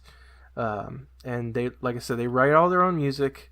They record all their own stuff. They're an indie band now, so they do all their own promotion, all their own recording, all that kind of stuff. So, but it was a closet thing at the time. Gotcha. Because it wasn't cool to no, like it wasn't. Hanson. For sure not. How about you, Ronnie or Patrick? I'll go. Mine was so I don't remember how old I was, but I have a sister that's like 3 years younger than me. So like we could never like cross paths in music, right? So that's why I was always against like all the boy bands. Like, no, those are stupid. I was the same. Yeah, and she liked all of them. One of them was I do like boy band music now also. Man, some of that old NSYNC, like, oh man, that is the so best. good. That is the best. But it was Good Charlotte. It was like a punk rock band, and my sister went through this like punk rock phase, right? And she's like wearing around a Good Charlotte T-shirt, and I'm like, that band sucks. And I'm like, and Lifestyles of the Rich and the Famous is pretty good. So for me, that was it. Nice. I could listen to Britney Spears all day. Oh my gosh. Oh baby, baby. I'm ashamed to admit I had that album, unfortunately. No. No, Oh man, that comes on the radio. I'm Hit rocking me, out baby, again, one more just like time. Bop. Oh gosh. Wow. Yeah, that was magical stuff. Now, did you guys, this is a question from Melanie Novosel, but I also was curious to know this. Did you guys ever make a mixtape, CD, a playlist for your high school or middle school girlfriend? I know what was on yours, Patrick Novosel. Sleep Off Lard. I don't know what that means, but that's what she wrote. hopefully he. Oh, so I made her a mixed CD, and in between like 3 songs, I would create like a little radio station, and, like a little advertisement, a commercial, Nice. whatever. And one of the commercials was from Grand Theft Auto 3, and it was Sleep Off Lard. You go to sleepofflard.com. You can sleep way the fat. It was just all it was all stupid. But she remembers that one because that was one of the CDs I gave her to her when we were in high school. Nice. And no wonder she married you. I know, right? Serious effort. She you put gets into my that humor. one. Jeez. Actually, she gets rock star's humor. There it is. Yeah. Anybody else make mixtapes, mix CDs? I did not. Oh, absolutely. Not for a girl. For myself, yes. I know, right? Me okay. too. But go ahead, Mark. You made one for your girl? No, I did not make one for a girl. No, that's my bad. Okay, fair enough. So the rest of us, we made CDs for ourselves. I will say that in college, skipping ahead, in college I made a couple CDs for my wife, Mindy, but we'll save that for another day. They were classic, and they were good stuff. But when I was in middle school and high school, I definitely made CDs for myself. CDs, I made cassette tapes, my first car didn't have a CD player. It had a cassette player in it. And at the time, I think I hadn't yet bought, how you could buy those cassette tape adapters that you could hook up to your CD player so it would play your CD. You could play your CDs. With wires everywhere? Yeah, with wires hanging out everywhere. Well, before I've discovered that or bought one, I made mixtapes for myself using my 5-disc CD changer, so I could put my 5 CDs that I wanted in, and then I would put the cassette in, and then I would record, and I made it totally mixed. Like, I would mix songs all over the place, and I listened to those tapes so much to the point that anytime I would hear a song, like, for example, a song from Weird Al Yankovic's Bad Hair Day back in high school, I would hear the song, and then immediately my mind would start singing the next song in my mixtape, even though it was not going to follow in real life on the radio or on the actual CD. So I definitely made the mixtapes and definitely had my own soundtracks in my head that to this day, some of the music that I've made for in the past, I still connect those songs. Yeah, man. I remember I originally, I'd record stuff off the radio. I'd use my mom's boombox and just stick an audio cassette. There's that audio cassette thing. There it is. Google it. Yep. And I would record stuff off the radio and put it into, I guess, a quote-unquote mixtape. And then, of course, I would pull stuff from CDs and record it to an audio cassette. And then it went from there to, obviously, when the revolutionary product, the CD burner for computers came out. Yeah. So you're able to digitally put on, mixed CDs. I remember when I was a kid, my best friend growing up, we'd always make this collection of like mixed CDs, and we would call it all the CDs were like the Sid, because we were saying like Sid like CD, like if you tried to say the word, like say CD like an actual word. And so we came up with the Sid. So it was like the Sid Volume 1, the Sid Volume 2. And so those were our mix CDs growing up. Nice. I don't think I ever actually mixed like a cassette. I remember the first for me was burning CDs. Yeah. Yeah, I had like a crappy little karaoke machine when I was a kid, and I used to like pull stuff off the radio from there too. Nice. Some of the music memories or the music bands that some of our Discord listeners like Tim Paullin, T. Paullin, our boy. They're up there in Iowa. Tim. Or is it Idaho or Iowa? I think it's Iowa. Yes, Iowa. He said, my music, Boston, Bob Seger, Van Hager, and Springsteen. My parents' music that I still love, Statler Brothers, Merle Haggard, and Crystal Gale. Some of those definitely some classics. Merle Haggard. Sorry, what did I say? Meryl. Oh, like Meryl. Like Meryl Streep. Like Meryl from Metal Gear Solid. Meryl. There you go. Rue 2030, he said, memories, new metal. That is all. I don't know what new metal is, so.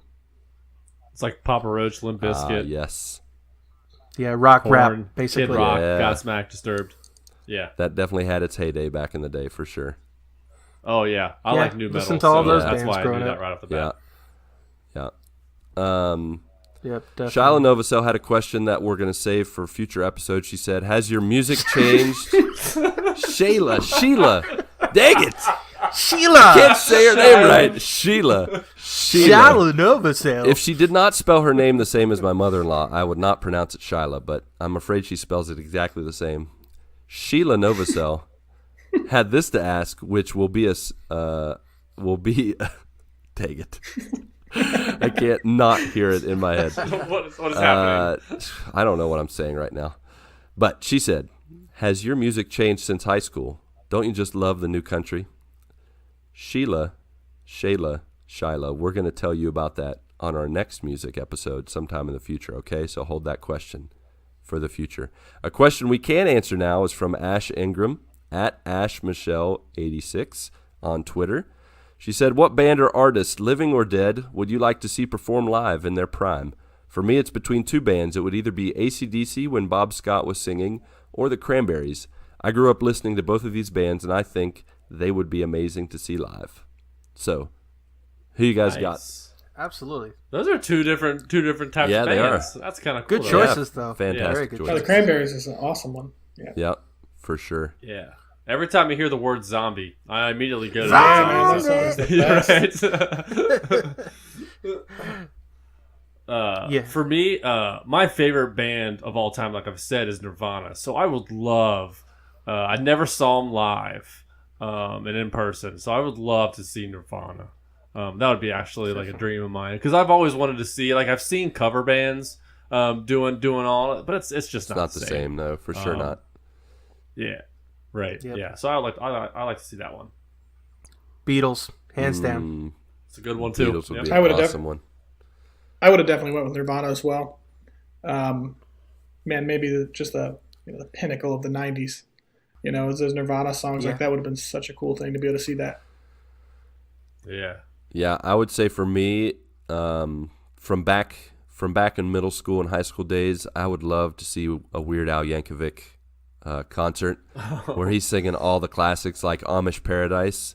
As I walk through the that would be valley awesome. where I harvest my grain, I take a look at my wife and realize she's very plain. But that's just okay. Also, That's from just Amish like perfect me. for You an Amish know why, like son? me. Fancy You know things what, like son? electricity.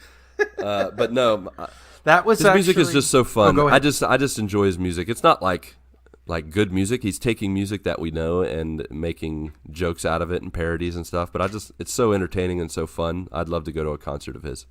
Yeah, I was a huge Weird Al Yankovic fan growing up. My buddy actually got me into it, and we actually went to a Weird Al concert. He was playing in Massachusetts at this like big festival, like like a fair kind of thing. And so that was actually one of the earliest concerts I ever got to go to was a Weird Al concert. Nice. Did Ronnie, did you mention a band? Oh, no, you did mention a band. I'm sorry. Yeah, Patrick stole my thunder on this one. Yeah, way to go, Patrick. Oop. All I hear is Patrick's answer. I don't hear your answer. You're welcome. Did you guys have any other bands that you wanted to give a shout out to before we wrap things up? Any that were, particularly impactful during your school years, middle school, high school, that you maybe still listen to them to this day, but back then it was like your favorite go-to bands and songs? Oh, yeah, absolutely. Two bands that I will shout out, but the first one, the most important one, was Lifehouse.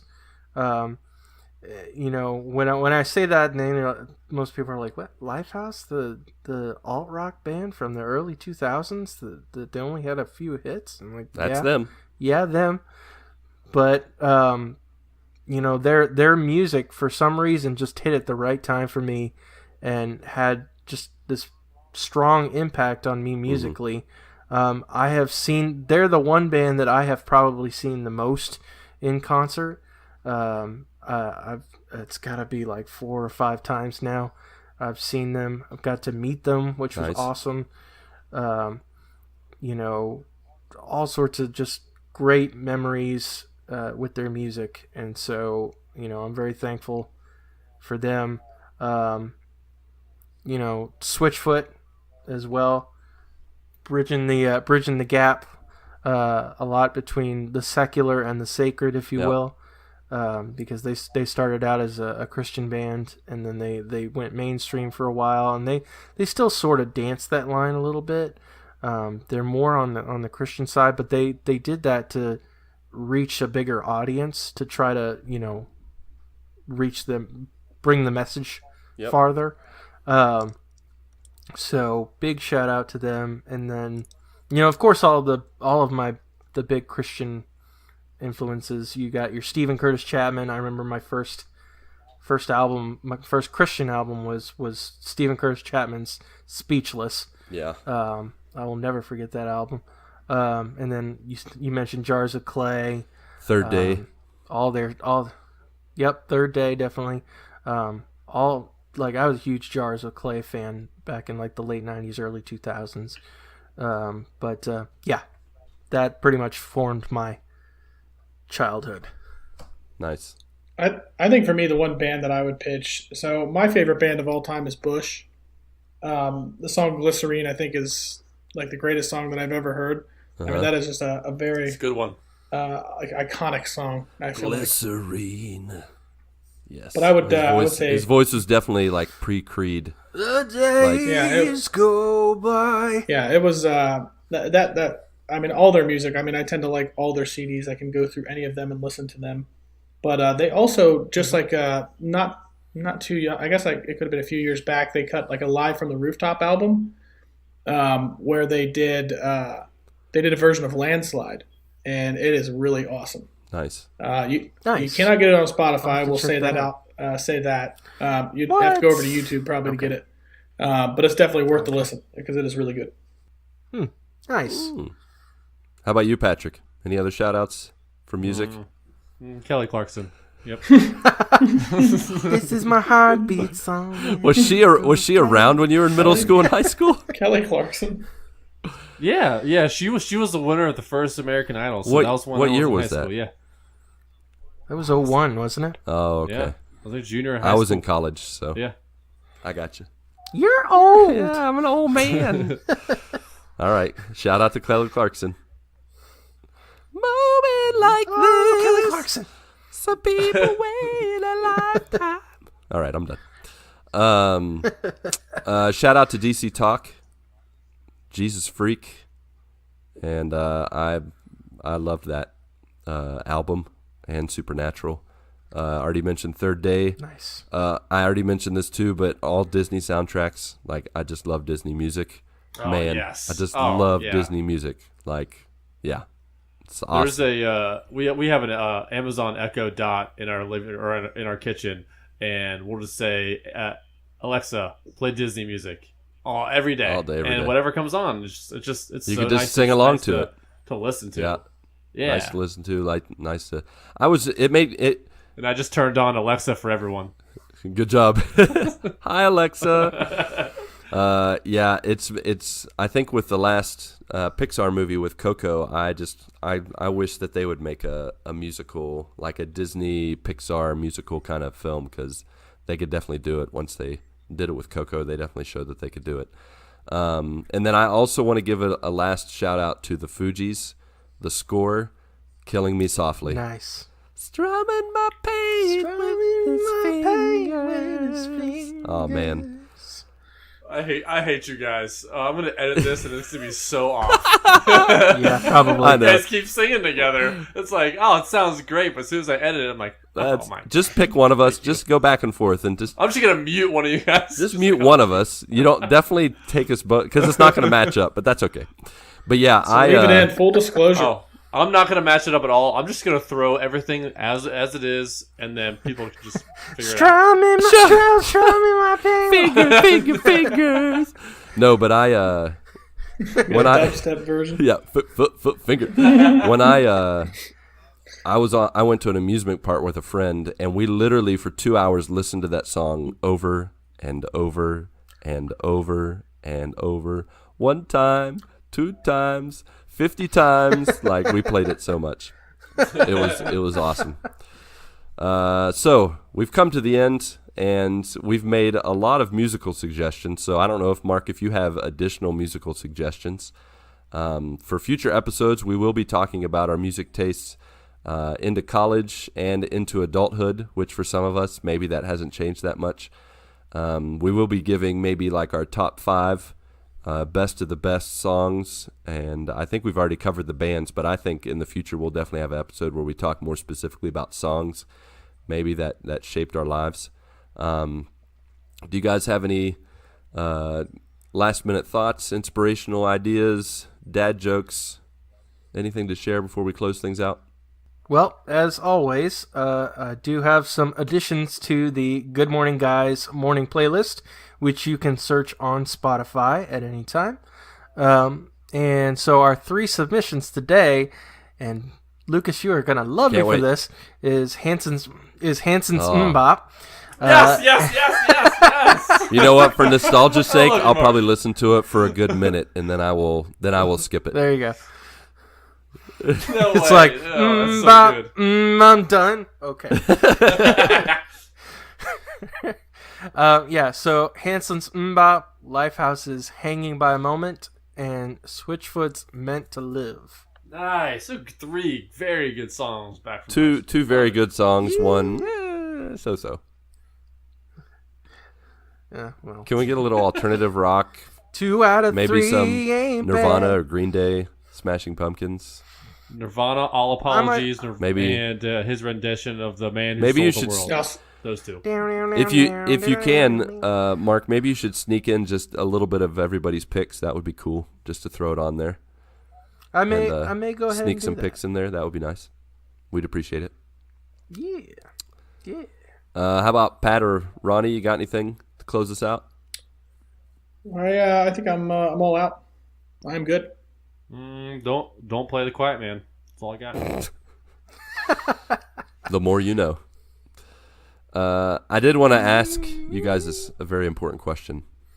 Do you guys know why U2 still hasn't found what they're looking for? Because they keep walking down where the streets You have no got name. it, baby. The streets have no name. They're lost.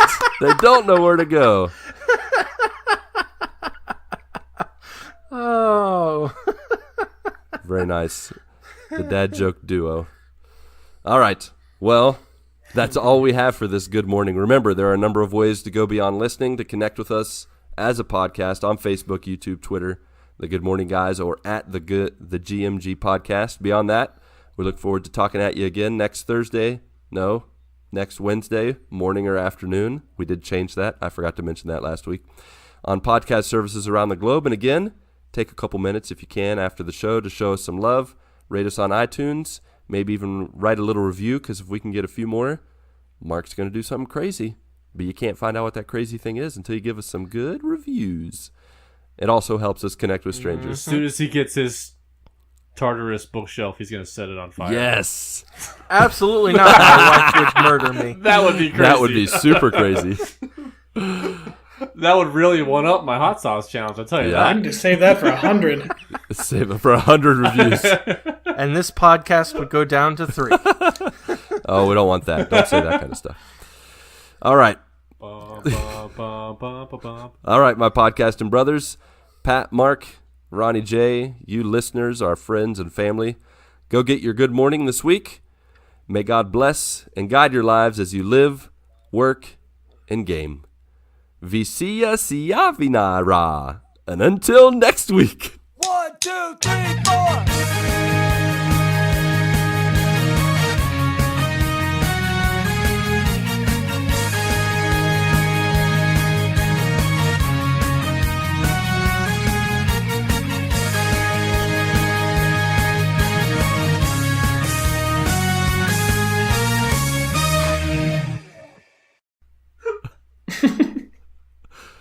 How about that Swedish accent for you? I was wondering if we got any listeners like in Japan or something. I really should have practiced that one before. That one I definitely should have practiced. Wait, did we say bye yet? What's going on I already here? said goodbye.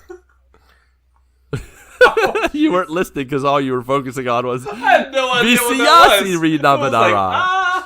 I definitely added a few extra syllables. I tried to write it so that I could read it, but I got lost in all the syllables. It's Visia Siyanavara. No. It's Visia Siyanara. Siyanara. Yeah. I hope all this isn't cut out. Sayonara? It's Swedish for see you next time, okay? Oh, Don't believe me, shoot, Google man. it. Good luck Googling what I said. It was so easy when you were just saying ate mais, and then now it's like allez-vous, allô, otutu, otutu. Oh, You delivered with confidence, though, for sure. I did my best. Came in It strong. was good. Oh, man. I love your face, too. Patrick, every Oh, time I man. get to the end, you're like, what's he going to say? That is because you like live, work, and game, and then it's just like you never know. It's like, oh, here we What's go. going to come out of his mouth? Toute la fruit. Oh man! All right, I look forward to it. I'm stopping.